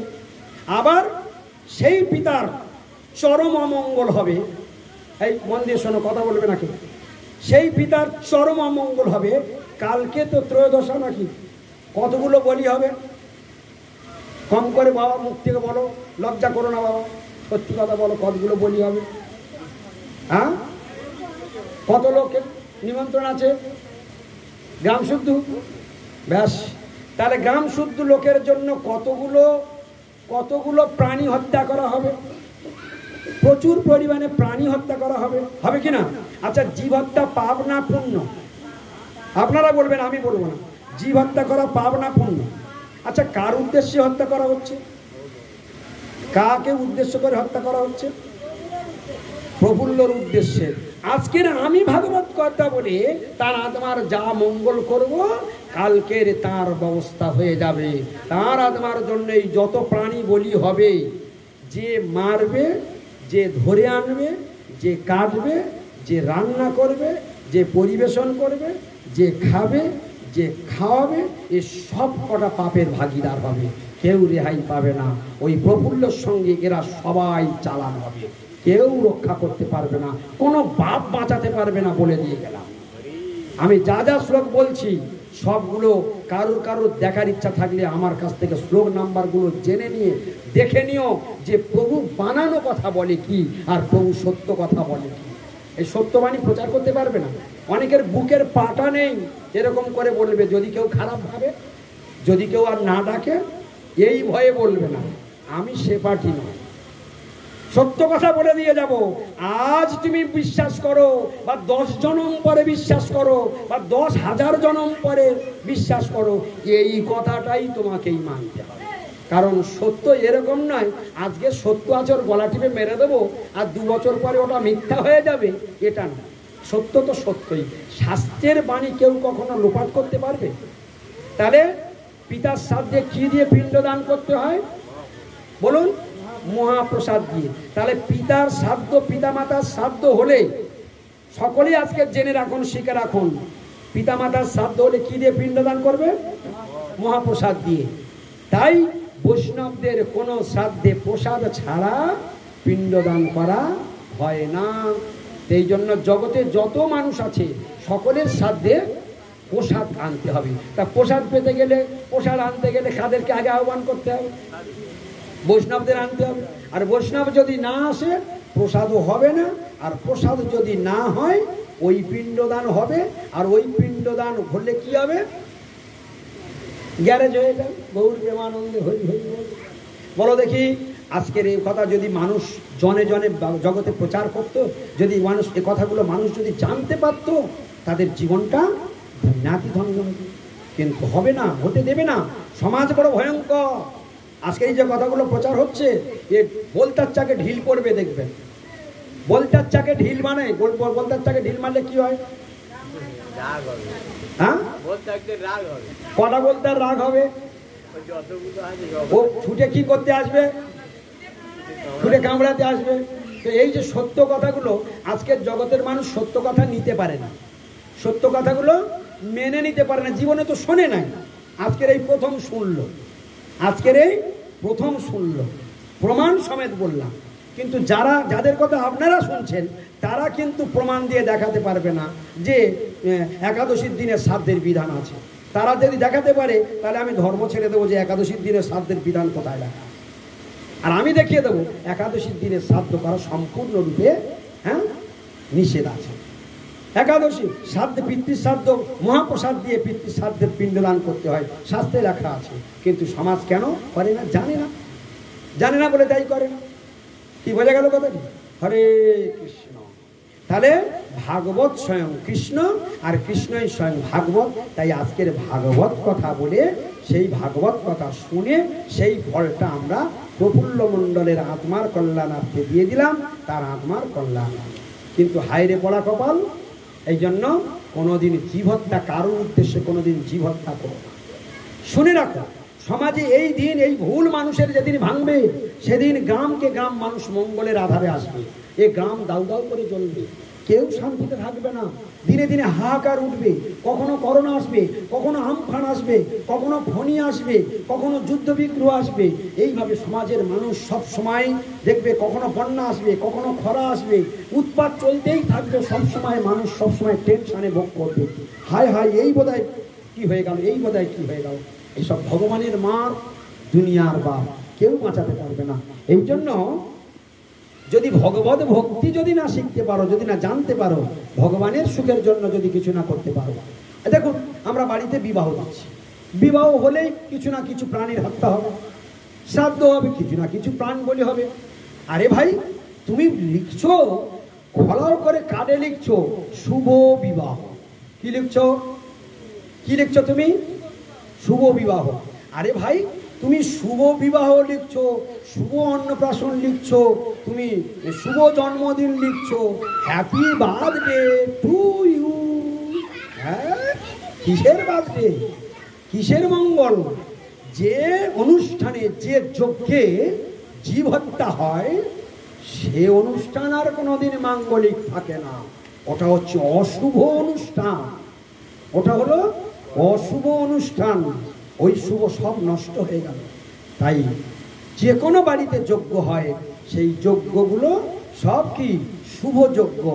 আমরাই সমাজের মানুষ লোভের জালে বন্দী হয়ে আমরা সেই শুভ যজ্ঞকে অশুভতে পরিণত করে দিই। কেন? তোমার জিহ্বার লালসা এত টকবক করছে, তুমি প্রতিদিন মাসে 30 দিনের 30 দিন আমিষ ভক্ষণ করে তোমার স্বাদ মেটে না। একদিন মাঙ্গলিক ক্রিয়া হবে, বিবাহের দিনটা, একদিনটা তুমি জীবহত্যা বন্ধ করে শুভ কাজটা শুভ রাখতে পারলে না। একটা অন্নপ্রাশনের দিন তুমি শুভ অন্নপ্রাশনে সেই দিনে জীবহত্যা বন্ধ করে তুমি শুভটা করতে পারলে না। যদি তোমার পেট গরম হয়ে যায় তো পরের দিনে আচ্ছা করে পোনা মাছ ধরে ভালো করে পেট ঠান্ডা করে নিও, খোল ঠান্ডা করে নিও। শুনবে না সমাজের। তুমি নিরামিষ শ্রাদ্ধ করতে যাও না, ওই গ্রামের লোক তোমার কামড়ে মেরে ফেলে দেবে। এই আমরা যাবো না, আমরা কি নিরামিষ খাই না? এই হলো সমাজ ব্যবস্থা, কি ঠিক কিনা? সমাজ এমন ভয়ঙ্কর, ও কাউকে ছাড়বে না। জিহ্বার লালসাতে ভাগবত বলছে, জিহ্বার লালসে যে ইতি উতি ধায়, কৃষ্ণ উদর পরায়ণ কভু কৃষ্ণ নাই পায়। যে জিহ্বার লালসাকে স্তব্ধ করতে পারে না তার কোনোদিন কৃষ্ণ প্রাপ্তি হবে না, সে কোনোদিন মঙ্গলের আধারে আসতে পারবে না। তাই ভগবান, শুনে রাখো আজকে কতগুলো মূল্যবান কথা শুনে রাখো আজকে। ভাগবত কি জিনিস দেখো, কে শেখাবে, কে শোনাবে তোমাদের? কার খেয়ে দিয়ে কাজ নেই, তোমাদের শোনাতে আসবে? আজকের কোনো ভাগ্যে সবিতার কি ইচ্ছা হয়েছে, হ্যাঁ কি ইচ্ছা হয়েছে? বহুদিন তো কোনো সঙ্গও করে না, ডাকেও না, নিজে জমে যাচ্ছে সংসারের ভিতরে। হ্যাঁ, আজকের একটা অনুষ্ঠানকে কেন্দ্র করে ডেকেছে, তবে তার খুব ইচ্ছা ছিল প্রভু যেন আসে, প্রভু যেন আসে। এটা সবিতাদির অন্তরের খুব ইচ্ছা ছিল। তা যাই হোক, কোনো ভাগ্যে আমার এই বৈকালটা ফাঁকা ছিল বলে আপনারা পেলেন। যাই হোক, যেটা বলতে যাচ্ছিলাম, তাহলে যজ্ঞ বাড়িতে সংসার আছে মানে অনুষ্ঠান হয়। যারা আমরা পরিবারগতভাবে জীবনযাপন করি, যাদের সংসার আছে, পরিবারে 5 জন 7 জন 10 জন মিলে আমরা এক হাঁড়িতে খাই, একসঙ্গে বাস করি। আচ্ছা বলো তো দেখি, ওই পরিবার আছে মানে একদিন ওই পরিবারে কেউ না কেউ মরবে, তাহলে সেই দিন থেকে কি হবে? আমরা শ্রাদ্ধ হবে। আচ্ছা, ওই পরিবারে ছেলে মেয়ে জন্মগ্রহণ করেছে, কোনো না কোনো দিন একদিন বিবাহ হবে, অন্নপ্রাশন হবে। বৌমা হয়েছে মানে কোনোদিন একদিন সাতভক্ষণ আসবে, বিবাহ হবে, জন্মদিন হবে, অন্নপ্রাশন হবে, শ্রাদ্ধ হবে, গৃহপ্রবেশ হবে, মন্দির প্রতিষ্ঠা হবে, হ্যাঁ, বিবাহ বার্ষিকী হবে। বহু প্রকারের অনুষ্ঠান আছে কিনা বলো? সংসারে বহু প্রকারের অনুষ্ঠান আছে কিনা? আচ্ছা, প্রত্যেক অনুষ্ঠানটা আমরা কম বেশি, ছোট হোক বড় হোক, যার যেমন ক্ষমতা আমরা করি। তোমরা কি জানো ওই অনুষ্ঠানগুলোকে কি বলা হয়? ওই অনুষ্ঠানগুলোকে কি বলা হয় তোমরা জানো? জানো না? আজকে থেকে শুনে রাখো, ওই অনুষ্ঠানকে বলা হয় যজ্ঞ। কি বলা হলো? সবাই একবার বলো, জোরে বলো, যজ্ঞ। ওই যজ্ঞের ঈশ্বরকে ভগবান শ্রীকৃষ্ণ। প্রতিটা যজ্ঞের ঈশ্বরকে ভগবান শ্রীকৃষ্ণ। তাই ভগবান শ্রীকৃষ্ণের আর এক নাম হলো যজ্ঞেশ্বর। ভগবান শ্রীকৃষ্ণের আর এক নাম কি? তাহলে বিবাহ যজ্ঞ হচ্ছে, বিবাহ যজ্ঞ হচ্ছে, সানাই বাজছে, ওখানে যজ্ঞেশ্বরের কোনো জায়গা আছে? সমাজে যে বিবাহ হয়, যজ্ঞেশ্বরের কোনো চান্স নাই ওখানে। ওখানে বিভিন্ন রকমের খাদ্যের ব্যবস্থা দেখার মতো, কি ঠিক কিনা? যজ্ঞেশ্বরের কোনো চান্স নেই। আরে ভাই, আমকে বাদ দিয়ে কি আম সত্ত্ব বানানো যায়? হ্যাঁ, আম বাদ দিয়ে আম সত্ত্ব হয়? আচ্ছা, শান্তিময় ভগবানকে বাদ দিয়ে শান্তি পাওয়া যায়? হ্যাঁ, আর মঙ্গলময় ভগবানকে বাদ দিয়ে ওই বিবাহ অনুষ্ঠান কি মঙ্গলময় হয়? আবার তাদেরকে কেন্দ্র করে সেই দিনে হয়তো 20টা খাসির প্রাণ যাবে, নয়তো 150 কি 200 মুরগির প্রাণ যাবে, এদিকে 400-500 পোনা মাছের জীবন যাবে। তাহলে এতগুলো জীব হত্যা কার উদ্দেশ্য করে হলো? যার উদ্দেশ্য হলো এই এতগুলো প্রাণী, 500, 700, 1000 যা বলি হবে, সব মিলে অভিশাপ দেবে ওই দুজনকে। ওর পিতামাতাকে অভিশাপ দেবে, ওই দুইজন যাদের বিবাহ হচ্ছে ওদের অভিশাপ দেবে। সেই আত্মীয় স্বজন সেই অভিশাপযুক্ত মাছ মাংসগুলো খাবে, তারা সেই অভিশাপের ভাগিদার হবে, তারা সেই পাপের ভাগিদার হবে। দেখে নেবেন আমার কাছ থেকে, আমার শখ হয়েছে বলে বলে যাচ্ছি না, আমার কাছ থেকে দেখে নেবেন যে প্রভু এটা কোন শাস্ত্রে লেখা আছে, যদি একটু দেখান তো খুব ভালো হয়। তাহলে দেখলে অন্তত বিশ্বাস হবে যে কি বল। তাহলে ভগবানের আর এক নাম কি? যজ্ঞেশ্বর। সবাই বলো, যজ্ঞেশ্বর। এখন যজ্ঞেশ্বর তোমার এই বাড়িতে, এই সবিতার বাড়িতে যজ্ঞেশ্বর আসবে কেন? কারণ সবিতা ভক্ত আছে বলে, তাই সবিতার জন্য হয়তো ভগবান একটু আসতে পারে, কিন্তু ও একা টিকবে না। কারণ ছেলে বৌমা যদি তার অনুকূল না হয়, সে তো একা পেরে উঠবে না। পারবে কি? সব থেকে বড় কি, সবিতার কোনো যোগ্যতা নেই। ছেলে বৌমা যদি সাপোর্ট দেয় তবে তার বল। ছেলে বৌমা বলে না বউরা আনতে হবে না, ও সবিতার ক্ষমতাই না, ঠিক না? ছেলে বৌমা যদি বলে মা এই করো, এই করতে হবে। কারণ বয়স হয়ে গেলে মেয়েদের জীবনটা এইরকম সবসময় পড়া হয়। যখন ছোটবেলায় বাবা মার অধীন, যখন বিয়ে হলো স্বামীর অধীন, যখন ছেলেমেয়েরা বড় হলো তখন তাদের অধীন, সারা জীবন তাদের আনুগত্যেই থাকবে। কি ভুল বললাম? কথা ঠিক না ভুল? বাবা মার আনুগত্য, হ্যাঁ, ছেলেরা চলে, কিন্তু ছেলে বড় হয়ে গেলে বাবা মার তাদের আনুগত্যেই চলতে হয়। আর যদি না কথা শোনে, অসুবিধা দেখা দেবে। ভগবান গীতাতে কি বললেন শুনুন। এতক্ষণ শুনলাম, তাহলে সমস্ত যজ্ঞের কোনগুলোকে যজ্ঞ বলা হয়? কোনগুলোকে যজ্ঞ বলা হয়? কোনগুলো যজ্ঞ? বিবাহ, শ্রাদ্ধ, অন্নপ্রাশন, সাধভক্ষণ, জন্মদিন, গৃহপ্রবেশ, মন্দির প্রতিষ্ঠা, বিবাহ বার্ষিকী, বাৎসরিক অনুষ্ঠান, এসব গৃহ হয় না? ওইগুলো প্রত্যেকটা অনুষ্ঠানকে বলা হয় যজ্ঞ। আর ভুলে যাবে না, প্রত্যেকটা অনুষ্ঠানকে কি বলা হয়? যজ্ঞ। আর যজ্ঞের ঈশ্বরকে, তাহলে প্রত্যেকটা যজ্ঞের ঈশ্বরের ভাগ থাকা উচিত কিনা? প্রতিটা যজ্ঞে ভগবানের ভাগ থাকবে কিনা? প্রত্যেকটা যজ্ঞে ভগবান হলো ভোক্তা। তাই গীতাতে কি বলছেন সেই শ্লোকটা এখন শুনুন। অহং, কৃষ্ণ নিজে মুখে বলছেন, অহং হি সর্বযজ্ঞানাং ভোক্তা চ প্রভুরেব চ। এই গীতা শ্লোকটা আপনারা সকলে উচ্চারণ করবেন। আপনাদের মুখ দিয়ে এখন গীতা পাঠ করানো হবে। চলুন সবাই রেডি হয়ে যান, জোরে জোরে বলবেন। ঝগড়ার সময় যেরকম ভরণ বের করেন সেই রকম করে বলবেন, ফিস ফিস করে বলবেন না। সবিতার বৌমাটা এখন বসেছিল, কোথায় গেল? ফল ব্যাপারী কোথায় গেল? হ্যাঁ বাবা, এ আমার সাংঘাতিক চোখ, ওখানে একটুখানি বসেছিল।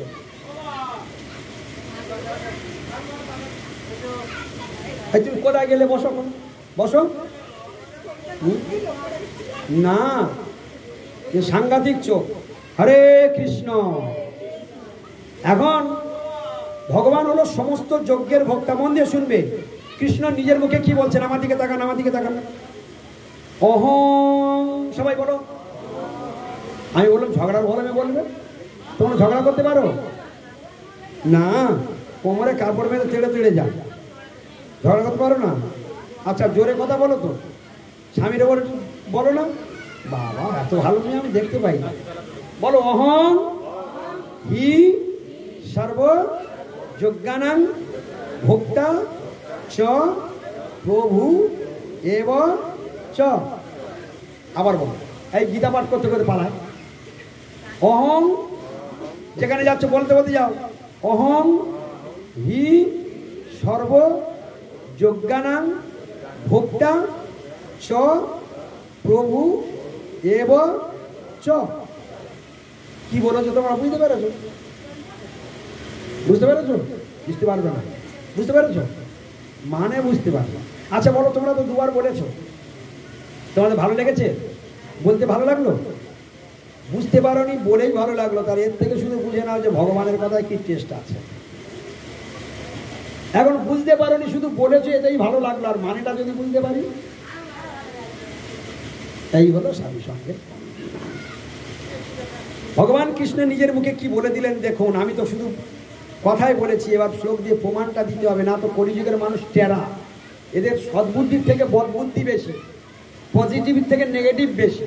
ও আগে বল, কি ঠিক কি না? কি ঠিক বলেছি কি না?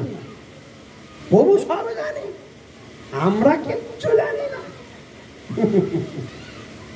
বুঝলে কি না?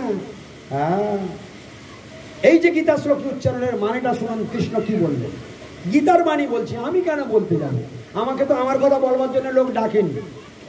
আমাকে কার কথা বলবার জন্য ডেকেছে? ভগবানের কথা। এই ভগবানের কথা শোনো, ভগবানের বাণী উচ্চারণ হয়েছে, গীতার বাণী শোনো। অহং, সবাই বলো অহং। কৃষ্ণ বলছেন অহং। অহং মানে আমি। অহং মানে অহং, হি, হি মানে অবশ্যই। তাহলে কি হলো বাংলা মানেটা? আমি অবশ্যই। সর্বযজ্ঞানাং, সর্ব মানে সমস্ত, যজ্ঞানাং মানে যজ্ঞগুলির, অর্থাৎ সব যজ্ঞে, সর্বযজ্ঞা। আমি কোনগুলোকে যজ্ঞ বলেছিলাম মনে আছে? এবার কৃষ্ণ কি বলছেন? সর্বযজ্ঞানাং, অর্থাৎ বাড়িতে যত প্রকার যজ্ঞ অনুষ্ঠান হয়। অহং হি সর্বযজ্ঞানাং ভোক্তা। ভোক্তা, সবাই বলো। ভোক্তা মানে জানো? ভোক্তা শব্দের অর্থ হলো ভোগ করবার মালিক। তাহলে সব যজ্ঞের ভোক্তাকে ভগবান শ্রীকৃষ্ণ, তিনি বলেন অহং। কৃষ্ণ বলছেন অহং। অহং মানে আমি। তাহলে কৃষ্ণ কি বললেন? আমি সমস্ত যজ্ঞের ভোক্তা। চ, এবং প্রভুর এবচ, অবশ্যই আমি সকলের প্রভু এবং সব যজ্ঞের ভোক্তা। আচ্ছা, মাথায় কিছু ঢুকেছে? ভগবান কি বললেন? সব যজ্ঞের ভোক্তা আমি এবং সকলের প্রভু আমি। আচ্ছা, প্রভুকে বাদ দিয়ে অনুষ্ঠান হয়? যজ্ঞের স্বরকে বাদ দিয়ে যজ্ঞ হয়? আমকে বাদ দিয়ে আম সত্য হয়? হ্যাঁ হয়। হ্যাঁ, তাহলে বলো, আমরা বাড়িতে সারা জীবন ধরে যা অনুষ্ঠান করছি, আজকের মনে হচ্ছে সব ভস্যে ঘি ঢালাই। বলো কি ভস্যে? ভস্যে ঘি ঢাললে কি হয়? বেকার হয়ে যায়। বলে বেকার। তাহলে এতদিন যা যজ্ঞ করলাম সব ভস্যে ঘি ঢাললাম, কারণ যজ্ঞেশ্বরকে বাদ দিয়েই আমরা যজ্ঞ করি। আবার সেই যজ্ঞেশ্বরকে যদি আনতে হয়, তাহলে যজ্ঞেশ্বরের আনার আগে আগে কাদের আনতে হবে? হ্যাঁ, সাধুগুরু বৈষ্ণবকে ডাকতে হবে, যারা এলে তবে যজ্ঞেশ্বর আসবে। কারণ যে কোনো হরিনামের আগের দিন অধিবাস হয়, হয় কি না? যে কোনো যজ্ঞের আগের দিন অধিবাস করতে হয়। সেই অধিবাসে কি বলা হয় জানো তো? কীর্তনটা মন দিয়ে শুনবে। বলে আনিয়া বৈষ্ণবগণ দিয়া মালা চন্দন কীর্তনের কর অধিবাস। বলা হয় না? কাদেরকে ডাকতে বলেছে? বৈষ্ণবদেরকে ডাকতে বলেছে। বৈষ্ণব আসবে তবে ভগবানের জন্য পরিপাটি ব্যবস্থা করবে, তবে সেখানে ভগবান আসবে। যা কিছু বাজার হাট হবে, রন্ধন হবে, আগে যজ্ঞেশ্বরের ভোগ লাগবে। যোগেশ্বরের ভোগ মন্দির থেকে বেরোবে, যার স্বাদ ভক্ষণ হবে ওই প্রসাদ দিয়েই তার স্বাদ ভক্ষণ হবে। বলে যজ্ঞেশ্বরের যজ্ঞ পুরো সম্পূর্ণ হয়ে গেল। ওই প্রসাদ বেরোবে, তবে ওই প্রসাদ বেরোলে তবে ওই পিণ্ডদান, প্রসাদ দিয়ে পিণ্ডদান হবে। বলে শ্রাদ্ধ সম্পূর্ণ হয়ে গেল। বুঝলে? তাই যে কোনো অনুষ্ঠানে আগে ভোগটা কাকে লাগাতে হবে? তা তোমরা নিজেরা যজ্ঞেশ্বরের কথা শুনে নিলে, এবার নিজেরা মাছ মাংস রান্না করে ঠাকুরকে দিয়ে দেবে নাকি? হবে তো? প্রভৃতি আনন্দে হইল। হ্যাঁ, তোমরা যদি পারতে তাহলে ঠাকুর মশাকে ডাকতে না, কি ঠিক কিনা? তোমরা যদি পূজা করতে পারতে তাহলে কি ঠাকুর মশা ডাকতে? নিজেরাই করে নিতে পারতে। ওই ঠাকুর মশাকে এনে পূজা করাতে হচ্ছে তোমরা পারো না বলে। আর ভগবানের আরাধনা বৈষ্ণব ছাড়া হয় না। তাই বৈষ্ণবকে না ডাকা পর্যন্ত যজ্ঞেশ্বরের আরাধনা হবে না। এই জন্য ভগবান বললেন, আমা হইতে আমা ভক্ত পূজা বড়, সেই প্রভু বেদে ভাগবতে কইলা দর। অর্থাৎ সমস্ত শাস্ত্রে বেদ ভাগবতে এই কথাই বলেছে, আগে আমার পূজা করতে হবে না। ভগবান বলছেন আমার ভক্তের পূজা।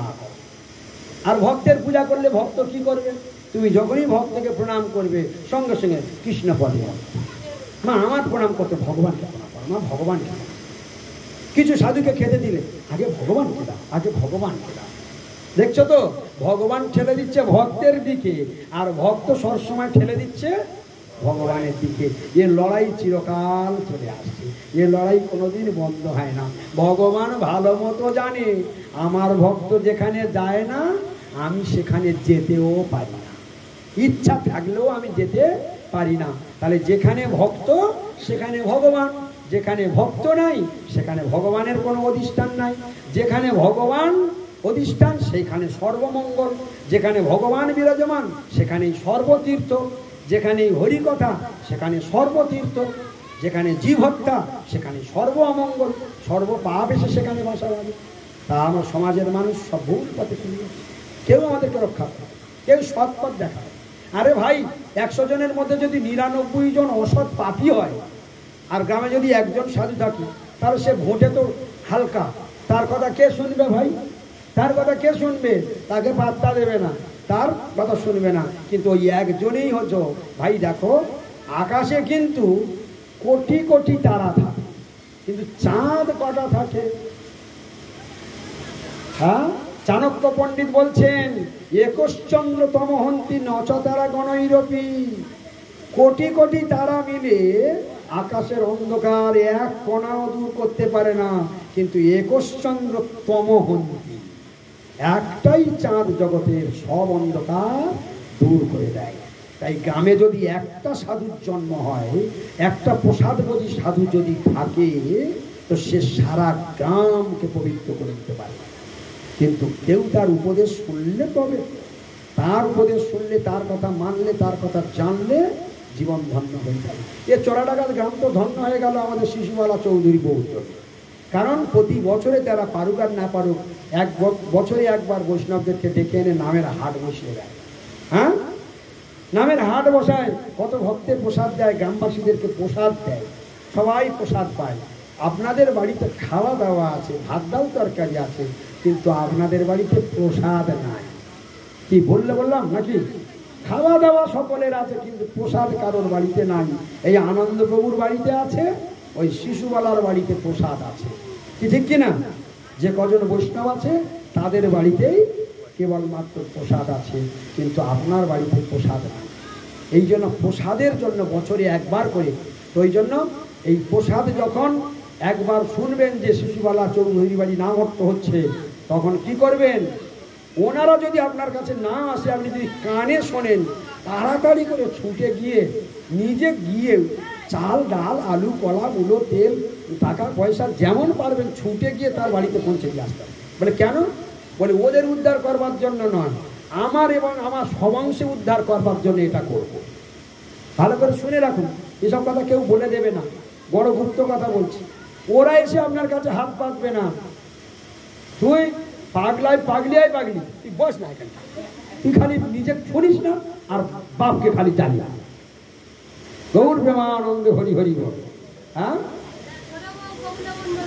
ছোট বৌমা তো ওই বাপকে জ্বালাচ্ছে, তুই বস চুপ করে।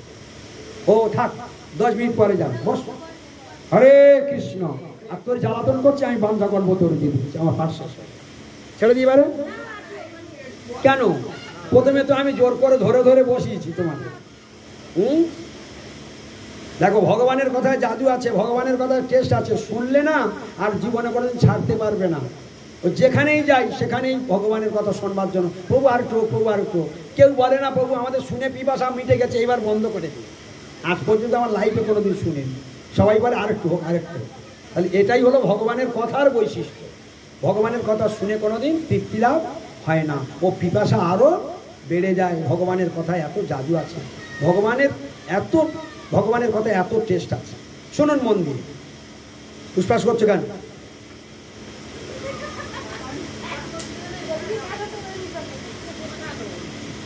ভগবানের কথা শুনবে, চুপচাপ বসো। আর আমি একটা ভালো জিনিস পাই, কেউ উসপাস করলে, কেউ উঠে গেলে আমি তাড়াতাড়ি ঝাঁপ বন্ধ করতে পারি, বুঝতে পারছো? তা শুনবে তো চুপচাপ বসো। দেখো, ভগবান এত সুন্দর। আজকে একটু আগে শুনে নিয়েছো, তাহলে যজ্ঞেশ্বর কে শুনে নিয়েছো তো? যজ্ঞেশ্বর কে? বলো, তোমরা উত্তর দাও। যজ্ঞেশ্বর কে? কৃষ্ণ। তাহলে প্রতিটা যজ্ঞ কোনগুলোকে যজ্ঞ বলা হয়?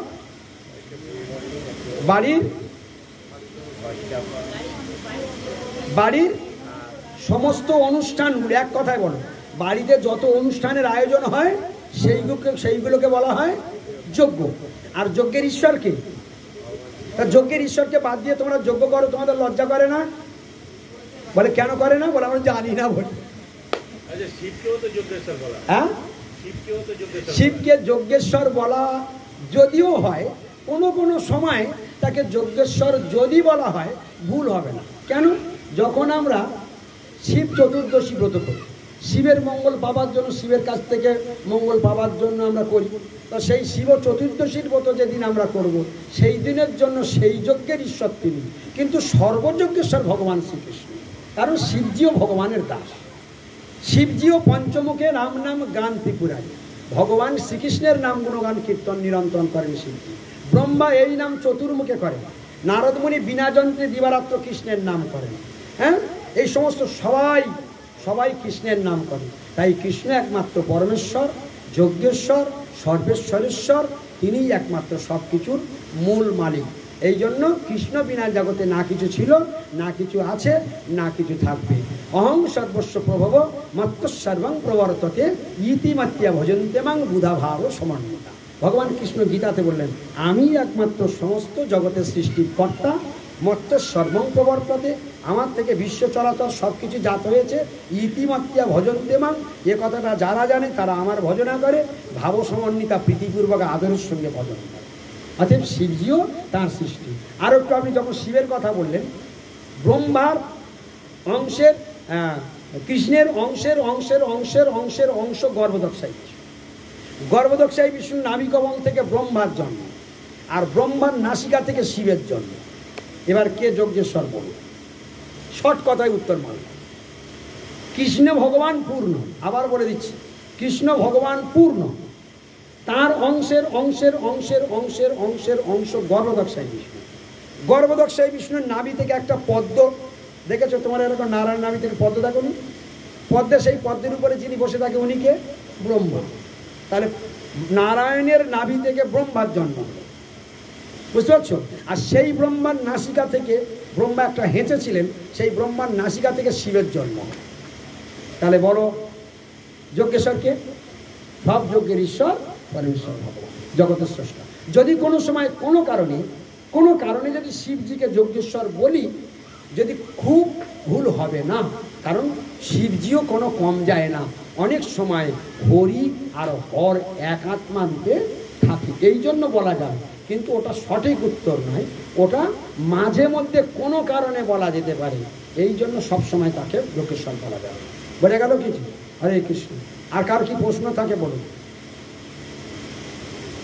যদি কারো কোনো চলে যাবে না, বসো, আমি গেলে তবে যাবে। সংসার আজকের কোনো সন্ধ্যা ঝাড় কিচ্ছু হবে, বসো বসো না, যাবে না, বসো। তুমি বাড়িতে গিয়ে কিচ্ছু করতে পারবে না, আজকের মঙ্গল নিয়ে তবে ঘরে ফিরবে। সন্ধ্যা দেবে? সন্ধ্যা দিতে হবে না, সন্ধ্যার বাপকে এখানে ধরে বসিয়ে রেখেছে। যেখানে হরি কথা সেখানেই হরি। তুমি সন্ধ্যা দিয়ে কি করবে?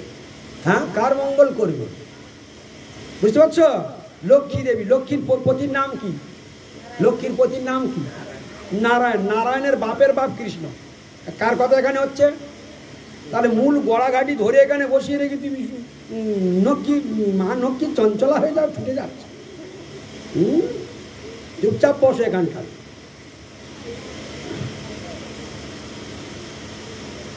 এতক্ষণ ধরে আমি যে কথাগুলো বলেছি তার মধ্যে কারো কোনো প্রশ্ন থাকলে বলুন, আর 10 মিনিট চালাবো। এতক্ষণ ধরে যে আমি যে কথাগুলো ভগবান আমায় বলালেন, এর মধ্যে কারো কোনো প্রশ্ন আছে, সংশয় থাকলে বলুন। যদি না বলেন আমি আর একটা লীলা বলি, ছাপ্পান। হ্যাঁ না, আপনাদের কারো কোনো প্রশ্ন? আমি চলে গেলে জানো না কেউ কামড়ায়। এই তোমার নাম কি? সবিতার ছেলের নাম? হ্যাঁ, পরীক্ষিত। হ্যাঁ, পরীক্ষিত। সবিতা এত ভালো নাম রেখেছে ছেলে। আচ্ছা, খুব সুন্দর, খুব সুন্দর। হ্যাঁ, তো পরীক্ষিত ভাগবত কথা শুনেছিলেন। যাই হোক, কথা বলো না, চুপ করো। তো পরীক্ষিত, তুমি মন দিয়ে শুনে রাখো কি কথা বলছিলাম এক্ষুনি, কথাটা সরে গেল। হ্যাঁ, পার্থ। আচ্ছা, যাই হোক, তো হ্যাঁ মনে পড়ে এবার। আমি এক্ষুনি কি জন্য বললাম যে প্রশ্ন কারো থাকে বলুন, বলেছি কিনা? খুব মন দিয়ে শুনবেন। এই প্রশ্নটা আমি কেন করেছি তার কারণ আছে। আমি যেখানে যাই না, ওই সেখানে ওই সার্জেনের মতো একটু কাটা ছেঁড়া করি। কাটা ছেঁড়া করলে কি হয়, রুগীর লাগে কি না বলো তো? কাটা ছেঁড়া করলে রুগীর একটু লাগে তো। তারপর সে কাটার পরে কি করতে হয়? সেলাই করতে হয়। সেলাই করার পরে কি দিতে হয়? ঔষধ দিতে হয়, না হলে রুগী সরে যাবে। রুগী সারাতে গিয়ে রুগী সরে যাবে। এতক্ষণ ধরে যে ভগবানের কথাগুলো শুনলাম, এর মধ্যে অনেক সময় অপারেশন আছে, কখনো ইঞ্জেকশন আছে, কখনো তেতো ওষুধ আছে, কখনো মিষ্টি ওষুধ আছে। সব রকমের ব্যবস্থার মধ্যে ছিল, এ পাটার মধ্যে ছিল না। তো কারুর কারুর লাগতে পারে, একটু গায়ে লাগতে পারে। এই জন্য আমার প্রশ্ন, এতক্ষণ আমি বলবো এক আর তুমি বুঝবে আর এক। আমি চলে গেলে তুমি শেষকালে পরীক্ষিতের ধরে কামড়াবে, আর পরীক্ষিতের বউকে ধরে কামড়াবে, সবিতার ধরে কামড়াবে, শিশুবালার ধরে কামড়াবে। এটা হতে হবে। যদি প্রশ্ন থাকে এখনই ক্লিয়ার করে নাও, কারণ আমি বলবো আর তুমি বুঝবে, এটা হয় না, জানো, প্রচার হয়ে অপপ্রচার হয়ে যাবে। এইসব কথাগুলো বুঝে নিতে হয়।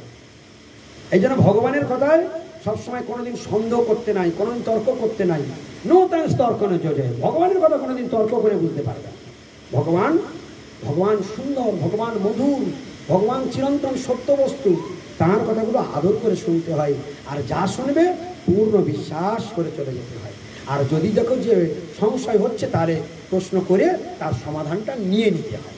তাহলে মনের মধ্যে যদি কোনো খটকা থাকে সেটা ক্লিয়ার হয়ে গেল। বোঝা গেল? এই জন্য আমি যেখানেই যাই, পাঠের শেষে আমি 10 মিনিট প্রশ্ন উত্তর করি। আজকের যেমন আমি ছিলাম সাতমুখের কাছাকাছি, সেখানে ওই নারকেলতলা, সেখানেও বেশ কিছুক্ষণ ধরে প্রশ্ন উত্তর হলো। প্রশ্ন উত্তর হলে সংশয় দূর হয়ে যায়। তাহলে আপনাদের কারো প্রশ্ন নেই, তাহলে সব বুঝে ফেলেছেন। এইবার আমি একটু লীলা বলি, বলবো? বলি। খুব সুন্দর। ভগবান, ভগবান এত সুন্দর, ভগবান এত সুন্দর, ভগবান এত দয়ালু, ভগবান এত করুণাময়, তোমরা ভাবতেও পারবে। তার দয়ার কথা আর কি বলবো, একটা ছোট্ট উদাহরণ দিয়ে শেষ করব। ভগবান এত দয়ালু, একটা ছোট্ট লীলা বলবো। এইটুকু থেকে যদি তোমরা বুঝতে পারো যে ভগবান কত দয়ালু, কেন তাকে ভালোবাসবে। আচ্ছা প্রভু, ভালো না হয় বাসি, কিন্তু তাকে তো দেখতে পাই না, তাকে তো দেখতে পাই না। বলে তোমার দেখার দরকার নেই, তুমি দেখতে পাবে কি করে? তুমি কি যোগ্যতা অর্জন করেছো? আচ্ছা তোমার তো রেশন কার্ড আছে, আছে তো? আচ্ছা তোমার তো আধার কার্ড আছে, আচ্ছা তোমার তো ভোটার কার্ড আছে, তাহলে তুমি তো সরকারের নাগরিক। কি ঠিক কিনা? তুমি সরকারের নাগরিক। আচ্ছা, আমি যদি জিজ্ঞেস করি তুমি তো সরকারি নাগরিক, তুমি চাকরি করনি কেন? কি উত্তর দেবে তুমি? কারণ প্রশ্নের উত্তর কি আসবে? আমি যোগ্যতা অর্জন করতে পারি। আমি নাগরিক হয়েও আমি যোগ্যতা অর্জন করতে পারি। আমি ভগবানের সন্তান, কিন্তু ভগবানকে পাওয়ার মতো এখনো যোগ্যতা আমি তৈরি করতে পারি। বলে কখন পাবে? বলে যেদিন তুমি যোগ্যতা তৈরি করতে পারবে, সেই দিন তুমি সাক্ষাৎ ভগবানকে দর্শন করতে পারবে। সেই দিন সাক্ষাৎ ভগবান তোমার সামনে এসে দাঁড়াবে। আচ্ছা বলো দেখি, যে ধ্রুবের সামনে ভগবান এসে দাঁড়িয়েছিল কিনা? ভক্ত ধ্রুবের সামনে ভগবান এসেছিল, শঙ্খ চক্র গদা পদ্মধারী। আচ্ছা বলো দেখি, প্রহ্লাদের সামনে ভগবান নরসিংহদেব এসে দাঁড়িয়েছিল কিনা? তাহলে তারা ভগবানকে দর্শন করার সৌভাগ্য লাভ করেছে। আচ্ছা বলো দেখি, শবরী চণ্ডালিনীর সামনে ভগবান রামচন্দ্র এসেছিল কিনা? দণ্ডকারণ্যে ঋষিগণের সামনে ভগবান রামচন্দ্র এসেছিল কিনা? সাক্ষাৎ দর্শন। পঞ্চ পাণ্ডবের সঙ্গে ভগবান শ্রীকৃষ্ণ খাওয়া মাখা পড়া ওটা বসা করতো কিনা? তাহলে যারা যারা যোগ্যতা অর্জন করেছে তারা ভগবানকে দর্শন করে। অর্জুন রথের উপরে বসে বললেন, গোবিন্দের কাছে আবদার করলেন, গোবিন্দ তোমার কথা যতই শুনছি ততই অবাক হয়ে যাচ্ছি, গোবিন্দ আমার একটু ইচ্ছা হচ্ছে, আমার একটু বিশ্বরূপ দেখাবে। গোবিন্দ ভক্তের ভগবান বলেন, ঠিক আছে দেখাচ্ছি। সঙ্গে সঙ্গে ভগবান বিশ্বরূপ দেখালেন। তাহলে ভগবান নাই কোন মূর্খ বলে? তাহলে সেই ভগবানকে আমি দেখতে পাচ্ছি না কেন? বলে তোমার পাপ চক্ষু দিয়ে তুমি চিন্ময় ভগবানকে কি করে দেখবে? বলে তাহলে এখন কি করা যাবে? বলে সাধন ভজন করো, চোখটাকে দিব্য তৈরি করো, অপ্রাকৃত তৈরি করো, তুমি অপ্রাকৃত ভগবানকে দেখতে পাবে। বোঝা গেল কথাটি? তাহলে ভগবানকে দেখার জন্য কি তৈরি করতে হয়? যোগ্যতা তৈরি করতে হয়। সেই ভগবানের দয়ার কথা একটা বলি। ভগবান কত দয়ালু দেখো। পাপ করলে নরকে যায়, পুণ্য করলে স্বর্গে যায়, সুকৃতি করলে মনুষ্য জন্ম হয়ে ভগবানের ভজন রাজ্যে যায়, আর ভগবানের ভক্তি করলে ধীরে ধীরে ভগবত রাজ্যে প্রবেশ করে। আমাদের আসল বাড়ি গোলক বৃন্দাবন। পরীক্ষিত, তুমি এই বাড়িটা যত সুন্দর করে সোনা দিয়ে মুড়ে সাজাও না কেন, প্রফুল্ল যেমন আমার করে চলে গেল, তোমাকে এরকম আমার বলে কদিন পরে তোমার ব্যাটারি কৃষ্ণ খুলে নেবে, তোমাকে চলে যেতে হবে, সবিতাকে চলে যেতে হবে, ওই ফলওয়ালিকেও চলে যেতে হবে, কেউ এখানে থাকতে পারবে না। সবকে এক এক করে ঘাড় ধরে ভগবান বাড়ি থেকে বের করে দেবে। এই সত্য কথাটা মানতে শেখো। এই সত্য কথাটা যেদিন স্বীকার করতে শিখবে, এই সত্য কথাটা যেদিন নিজেকে প্রশ্ন করবে, সেই দিন তোমার মন আর হুঁশ দুটোই এসেছে তুমি জানবে। আর এই প্রশ্ন যদি না আসে, বলে পশুর যেমন মানও নেই হুঁশও নেই, আর আমরাও যদি সেই মানব জন্মগ্রহণ করে আমার ভিতরে মান না থাকে, হুঁশও না থাকে, যে এই বাড়িটাতে আমি এত করে সাজাচ্ছি, আচ্ছা যদি কালকের কৃষ্ণ আমার ব্যাটারি খুলে নেয়, তাহলে আমার সাজিয়ে কি লাভ হলো? আমি কার জন্য সাজাচ্ছি? ওই জন্য বলে কার লাগিয়ে এত করি না ঘুছিল ধন, গর্ধবের মতো আমি করি পরিশ্রম, কার লাগিয়ে এত করি না ঘুছিল ধন। আমি কার জন্য করছি? ওই জন্য মনুষ্য জন্মে আমাদের থাকার জন্য বাড়ি লাগে, এটা সত্য, কিন্তু সেই বাড়িটা যদি কৃষ্ণের আরাধনার জন্য হয়, ভগবানের থাকার জন্য হয়, ভগবানের ভক্তের চরণ ধুলি পড়ে, সেই গৃহে যদি ভগবানের নাম গুণগান কীর্তন হয়, তাহলে সেটাই হবে বৃন্দাবন। আর যদি বা সেটা না হয়, তাহলে সেই সংসার, সেই ঘর, সেই বাড়ি সব শ্মশান। আর যাদের যে বাড়িতে নাম গুণগান কীর্তন নেই, সেই বাড়ির পরিবারের লোকগুলো শ্মশানে বাস করে, শ্মশানবাসী তারা শ্মশানে বাস করে। সারাদিন কুকুর ছাগল গাধা গরু বিড়াল যেমন কি খাবো, কি মারবো, কি করবো, এই করে করে তারা ঘুরে বেড়ায়। তারা দিনরাত খাওয়া ঘুমানোর চিন্তা। মানুষগুলো সেই রকম ভগবানের চিন্তার জীবন থেকে হটিয়ে দিয়ে কি খাবো, কি মারবো, কি করবো, এটা পশু জীবনের মতো ভাবনা। কিন্তু মানুষ জীবনের কাজ নয়। মানুষ জীবনের কাজ কি? কৃষ্ণ ভজিবার তরে সংসার ইত্যাদি। কৃষ্ণ ভজন করার জন্য সংসারে আনা হয়েছে তোমাকে। তুমি কৃষ্ণ ভজন না করে তোমার হুঁশ নেই, দুদিন পরে ঘাড় ধরে ভগবান বাড়ি থেকে বের করে দেবে, কদিন পরে তুমি পশু জন্ম পশু জন্ম হয়ে ঘুরে বেড়াবে, তোমার আহা বলতে আর কেউ থাকবে না। তাহলে এত বড় বিপদের মুখে আমরা কেন পড়বো? এই জন্য হরি আরাধনা করো আর বীরের মতো মরো। চলো ভগবানের কীরকম দয়া একটু দেখে। ভগবান কীরকম দয়ালু, একটুখানি করলে ভগবান কী করে। কোনো এক সময় একটা বেশ্যার কাজ কি? পাপবৃত্তি, ঠিকই না? পাপবৃত্তি হচ্ছে বেশ্যার। তো সে প্রতিদিন বেশ্যালয়ে যায়, আর রাত্রে গভীর রাত্রের দিকে সে বাড়িতে বাসায় ফিরে আসে। বেশ্যাটা প্রচুর পান খায়, খুব মন দিয়ে শুনবে, প্রচুর পান খায়। পান খেতে গেলে কি লাগবে? চুন লাগবে। তোর যাতায়াতের পথে ওই সামনে রাস্তার মাঝামাঝি প্রায় একটা হরি মন্দির আছে। তো একদিন রাত্রে ও আর বেশ্যালয় থেকে ফিরে আসছে, বাসায় ফিরে আসছে, পান খেয়েছে। পান খেয়েছে, হাতে চুন লেগেছিল। মন দিয়ে শুনবে, এই কথা বলো না, তুমি খুব চালাক। তো হাতে পানের চুনটা হাতে লেগেছিল।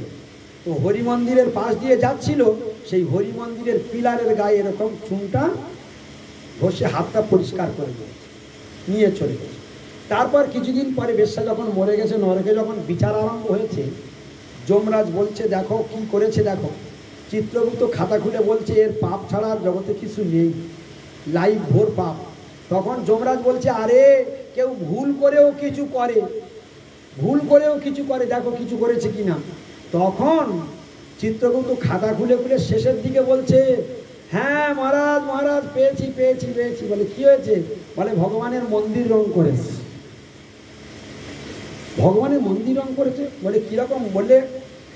বলে ও একদিন বেশ্যালয় থেকে ফিরছিল, পান খেয়ে আসছিল, আর গালেতে চুন দিয়েছিল, চুনে একটু হাতে লেগেছিল, সেইটা ওই পিলারের গায়ে ঘষে দিয়েছিল। ভগবান বললেন ও আমার মন্দির রং করেছে। হ্যাঁ, ও আমার মন্দির রং করেছে, তাই যেহেতু আমার মন্দির রং করেছে তাহলে আরো নরকে রাখতে হবে না, ওকে স্বর্গলোকে পাঠিয়ে দাও। গৌর প্রেমা আনন্দে হয়ে। আচ্ছা বলুন, এত বড় দয়ালু কোথায় পাওয়া যাবে? আচ্ছা আপনারা বলুন, ওই বেশ্যা কি মন্দির রং করেছিল? আপনারা বিচার করে বলবেন। আমার প্রশ্ন আপনাদের কাছে, ওই বেশ্যা কি মন্দির রং করেছিল? আচ্ছা কি জন্যে চুন ঘষেছিল? হ্যাঁ, হাতে লেগেছিল। তাহলে হাতে লেগেছে, নিজের হাত পরিষ্কার করেছে, নিজের জন্য করেছে। ভগবান বলছে ও তো আমার মন্দিরে রং করলো। আচ্ছা এরকম দয়ালু তোমরা জগতে একটা খুঁজে বের করতে পারবে? দেখো এই একটা প্রমাণ বললাম, ছোট ছোট কথা বলছি। আর একটা ছোট্ট লীলা বলি। একদিন এক ব্যাধ পাখিকে তীর মেরেছে। পাখিটা গাছের ডাল থেকে ছিটকে মাটিতে পড়ে গিয়েছে, প্রাণে ছটফট করছে। তখন ব্যাধ দৌড়ে ছুটে যাচ্ছে ওই পাখিটাকে ধরবার জন্য। ছুটে গিয়ে ধরতে গিয়ে তখন ওই পাশে একটা মন্দির ছিল, ওই পাখিটা প্রাণ ভয়ে ও তখন পরিমরি করে পাখিটা ছুটছে। করতে করতে ওই মন্দিরটা এক পাক ঘুরে এসেই পাখিটা মারা গেল। আর তখন গিয়ে ব্যাধটা ধরল মরা পাখিটাকে। ততক্ষণে তার মন্দিরটা প্রাণ ভয়ে, কারণ ব্যাধ দৌড়াচ্ছে তার পিছনে, আর ও প্রাণ ভয়ে ছটকে ওই সামনে গিয়ে মন্দিরের সামনে গিয়ে আর মারা গেল। বলে সঙ্গে সঙ্গে ওই পাখিটা বৈকুণ্ঠ লোকে গমন করলো। ও মরার সময় মন্দির পরিক্রমা করে মরে চলে গেল, বৈকুণ্ঠে চলে গেল। আচ্ছা এরকম দয়ালুকে কোথায় পাবে তোমরা বলো? তাহলে এত দয়ালু যে ভগবান, সেই ভগবানের তোমরা যদি ডোন্ট কেয়ার দেখাও, চুপচাপ তাকে সরিয়ে রেখে জীবন থেকে দিব্যি খাওয়া মাখা পড়া জীবনযাপন করছো, এই ভগবানকে ভালোবাসো, জীবনে নিয়ে পারবে না, আনন্দ আর কোনোদিন ঠেকাতে পারবে না, ভগবান আর কোনোদিন তোমার পশু জন্মে পাঠাতে পারবে না। প্রাণ ভরে সবাই একাদশী ব্রত করো, তুলসীর মালা পরো, আর তুলসী পরিক্রমা করবে, তুলসীতে জল দেবে। এখন তিলক মালা ঝরার দরকার নেই তোমাদের, এইটুকু করলে মানব জন্ম হবে। আর এটুকু যদি না করো, পশু জন্ম কোনো বাপ বাঁচাতে পারবে না। আমি বলে গেলাম, মাইক হাঁকিয়ে বলে গেলাম, শুনে রেখে দিও। কারণ শাস্ত্রে বলা আছে তমোজনের আহার করতে করতে যদি কেউ দেহত্যাগ করে তার নিম্নজনী প্রাপ্ত হবে। আর নিম্নজনী মানেই মানব জীবনের নিচে আছে পশু জন্ম, কেউ বাঁচাতে পারে। পালাবার পথ নাই, জম আছে পিছিয়ে। সেই জন্য একটা টপিক আপনাদের দিয়ে যাচ্ছি। এত কষ্ট করে আপনারা আমায় ডেকে নিয়েছেন, আপনারা আমার ভাই বোন, আপনার বাবার নাম কৃষ্ণ, আমার বাবার নাম কৃষ্ণ, তাই এত গোপন কথা আপনাদেরকে বলে যাচ্ছি। সাবধান হন, বাঁচুন। মাসে আপনারা কিচ্ছু করতে হবে না, মাসে দুটো একাদশী ব্রত আছে, ওই একাদশী ব্রতটাই কৃষ্ণের ব্রত। ওই ব্রত দুটো খুব আদর করে করবেন। আর যারা আমিষ খাচ্ছেন এখন, ওই একাদশীর আগের দিন নিরামিষ, একাদশীর পরের দিনটা কষ্ট করে নিরামিষ খাবেন। অনেকে কী করে আমার কথা মানে, একাদশী ব্রত ধরে দেয়, আগের দিনটা নিরামিষ খায়, একাদশী করে, আর দ্বাদশীর দিনে খোল গরম হয়ে যায়, তাড়াতাড়িকে পোনা মাছে ঝোল মেরে দেয়। বুঝতে পারছো? এই জন্য তার একাদশীটা নষ্ট হয়ে যায়। সেই জন্য এই ভুলটা কেউ করবে না। যা হবে 3 দিন পরে খোল গরম হবে না, 3 দিনের মাল একদিনে মেরে দেবে কোন। হ্যাঁ, কিন্তু খবরদার ওই দ্বাদশীর দিনে কখনো মৎস্যাহার করবে না, ভয়ঙ্করভাবে নিষেধ। এই জন্য বৈষ্ণবরা সারা জীবনে না খাওয়া উচিত, মাছ মাংস জীবন থেকে পরিত্যাগ করে দেওয়া উচিত। ওটা অশুচি খাদ্য, ওটা অপবিত্র খাদ্য, ওটা হচ্ছে কোনো একটা প্রাণীর মৃত শরীর, মরা। আমরা মরা ভক্ষণ করি, ভালো করে জেনে রাখবো। অপবিত্র শরীর। তোমার শরীর থেকে প্রাণ বেরিয়ে গেলে মরা হয়, আর মাছের শরীর থেকে প্রাণ বেরিয়ে গেলে অমৃত হয়। হ্যাঁ, সকলের মধ্যে তো ভগবান কৃষ্ণ ছিল, একই আত্মা। এসব কথা ছাগলে বুঝবে না, মানুষকেই বুঝতে হবে। এই অপবিত্র শরীর হয়ে যাচ্ছে, লোভ সামলাতে পারো না, খাচ্ছ খাও। এখন তোমাদের অত ভাব মানতে হবে না, ওই এইটুকু করো, একাদশীর আগের দিনটা গাঁট দাও, আর একাদশীর পরের দিনটা গাঁট দাও। এই বেটা বিকাশ বসে রয়েছে, ও আমাদের ওখানে গিয়ে গিয়ে ওর এক বেটার একাদশীটা ধরানো হয়, তাই তো? হ্যাঁ, জিজ্ঞেস করো যে আর জীবনে করে দিন একাদশীটা ছাড়বি না, একাদশীটাই করো, তুই কিচ্ছু পারিস আর না পারিস। চালু রেখেছো না ছেড়ে দিয়েছো? চালু রেখেছো? সত্যি তো? খবর নেবো আমি। হ্যাঁ, ঠিক আছে। তাহলে এই একাদশী ব্রতটা মায়ের আপনারা করুন, যে যে অবস্থায় আছে থাকুন, শুধু এইটুকু করুন। কেন বলে যাচ্ছি? যাতে কেন করবেন বলে যাচ্ছি, পশু জন্ম আর হবে না। এই জন্য যদি পশু জন্মে যেতে না চান, তাহলে জীবনে কিচ্ছু না পারেন, একাদশী ব্রতটা আর জীবনে মৃত্যুর আগের দিন পর্যন্ত ছাড়বেন না। ভুল করেও একাদশীর দিন অন্ন খাবে না। পদ্মপুরাণে কি বলছে শুনবে? ভূয়ো ভূয়ো তিরাবাণী শ্রীয়তাং শ্রীয়তাং জনা ন ভক্তব্যং ন ভক্তব্যং ন ভক্তব্যম হরের দিনে। ভূয়ো ভূয়ো দৃঢ়বাণী, ভূয়ো ভূয়ো, বারংবার বলছি, দৃঢ়বাণী, দৃঢ়তার সঙ্গে বলছি, ভগবান বলছে দৃঢ়বাণী, দৃঢ়তার সঙ্গে বলছি, বারবার বলছি, শ্রুয়তাং শ্রুয়তাং জনা, হে জনগণ শ্রবণ করো, শ্রবণ করো। ন ভক্তব্যং ন ভক্তব্যং ন ভক্তব্যম, তিনবার বলেছে। ন ভক্তব্যম ন ভক্তব্যম ন ভক্তব্যম হরের দিনে। অর্থাৎ হরের দিনে মানে হরিবাসরের দিনে, ব্রতের দিনে অন্ন ভক্ষণ করবে না, করবে না, করবে না। তাহলে শাস্ত্রে নিষেধ করা নেই। বলছে একাদশীর দিনে যদি কেউ ভুল করে অন্ন খায়, সব পিতৃয়া সব মাতৃয়া সব ভাতৃয়া সব গুরুহা, সে পিতৃহত্যার পাপ, মাতৃহত্যার পাপ, গুরু হত্যার পাপ, ভাতৃহত্যার পাপ তাকেই ভোগ করতে হবে, কেউ বাঁচাতে পারবে না। তাহলে একাদশীর দিন অন্ন খাওয়া কত বড় ভয়ঙ্কর অপরাধ। এই জন্য খবরদার, আর যাই করুন আর না করুন, মানব জীবনে এই ভুল করবেন না। সবাই গ্রাম শুদ্ধ, সবাই একাদশী ধরবার চেষ্টা করুন, ওতেই গ্রামের যা মঙ্গল হবে আপনারা কল্পনাও করতে পারবেন। শুধু ঘরে ঘরে যদি একাদশী তৈরি হয়, একাদশীর দিনে যদি বাড়িতে অন্ন রান্না না হয়, সে বাড়ির মঙ্গল আমি ভাষায় বর্ণন করে বলতে পারবো, আমি ভাষায় বর্ণন করে বলতে পারবো না। যে বাড়িতে একাদশী দিন অন্ন রান্না হয় না, আর যে বাড়ির দিন একাদশীর দিন অন্ন রান্না হয়, খাওয়া হয়, সেটা কোন পাপের পাহাড়, হিমালয় পাহাড় স্বরূপ হয়ে যাবে, আমি ভাষায় বর্ণন করে বলতে পারবো। কিছু বোঝাতে পারলাম? সেই জন্য যদি জীবনে পশু জন্মে না যেতে চান, যদি চমালয়ে না যেতে চান, যদি নরক যন্ত্রণা ভোগ করতে না চান, আমি মাত্র কয়েকটা কথা বলে যাব। এখন আপনাদের তিলক লাগবে না, মালা লাগবে না, ঝোলা লাগবে না, কিচ্ছু লাগবে না। শুধু আপনারা আমার ভাই বোন, আপনার বাবার নাম কৃষ্ণ, আমার বাবার নাম কৃষ্ণ, এই জন্য ভাই বোনের সূত্রে বলে যাচ্ছি, আপনারা একটু জাগুন। এইরকম পড়ে থাকবেন না, সর্বনাশ হয়ে জীবনে জীবনে সর্বনাশ হয়ে যাবে। এর খেসারত কোটি জন্ম কেঁদেও শোধ করতে পারবেন না। আপনার দুঃখে বনের শিয়াল কুকুর পর্যন্ত কাঁদবে কিনা আপনি জানতে পারবেন না, এরকম দুঃখ নেমে আসবে। শুধু এইটুকু করুন, এসব দুঃখ আপনার কাছে আর আসতে পারবে না। তিলক লাগবে না, মালা লাগবে না, ঝোলা লাগবে না, ওটা অনেক উঁচু ক্লাস। ওই জগতে আসতে গেলে আমার অনেক যোগ্যতা লাগবে। এখন অতটার দরকার নেই। শুধু মাসে দুটো একাদশী করবে, আগের দিন নিরামিষ খাবে, পরের দিন নিরামিষ খাবে, এইটুকু করো। একটা তুলসীর মালা গলায় রাখবে, প্রত্যেক দিন সকালে যখন খাবে তার আগে তুলসীতে জল না দিয়ে খাবে, আর 4 বার তুলসী পরিক্রমা করে 4 বার প্রণাম করবে, অবশ্যই করবে। কারণ দেখবার দরকার নেই, এটুকু তুমি করবেই করবে।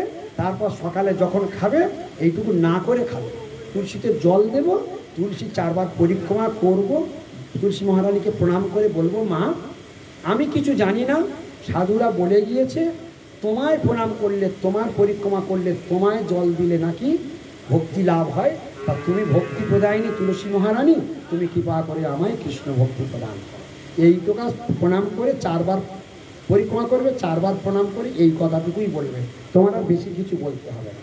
যদি ওই তুলসী জল দেওয়ার প্রণাম মন্ত্র আছে, হ্যাঁ কি বলতে হয়, তুলসীর জল দেওয়ার মন্ত্র আলাদা, প্রণাম মন্ত্র আলাদা, সেটা মুখস্থ করতে হবে। জল দেওয়ার মন্ত্র কি? ওং গোবিন্দ বল্লভাং দেবী ভক্ত চৈতন্যকারিণী স্নাপো আমি জগদ্ধাত্রী কৃষ্ণ ভক্তি প্রদায়িনী। আর প্রণাম মন্ত্র বৃন্দাবই তুলসী দেব্যই প্রিয়াই কেশবশ্চ কৃষ্ণ ভক্তি প্রদে দেবী সত্যবত্যই নমঃ। এগুলো মুখস্থ করতে হবে। এখন এরা আমি বলা দরকার বলে গেলাম, কিন্তু হারগিজ মুখস্থ করবার জন্য কেউ ঝাঁপাবে না। তো শেষ পর্যন্ত যদি না পারো তাহলে একটা বিদ্যা আছে, ব্রহ্মবান মারো। ওই জল দেওয়ার সময় একটা মন্ত্র বলবে। যদি মন্ত্র মুখস্থ করতে না পারো, হরে কৃষ্ণ কৃষ্ণ কৃষ্ণ হরে হরে, হরে রাম রাম রাম হরে।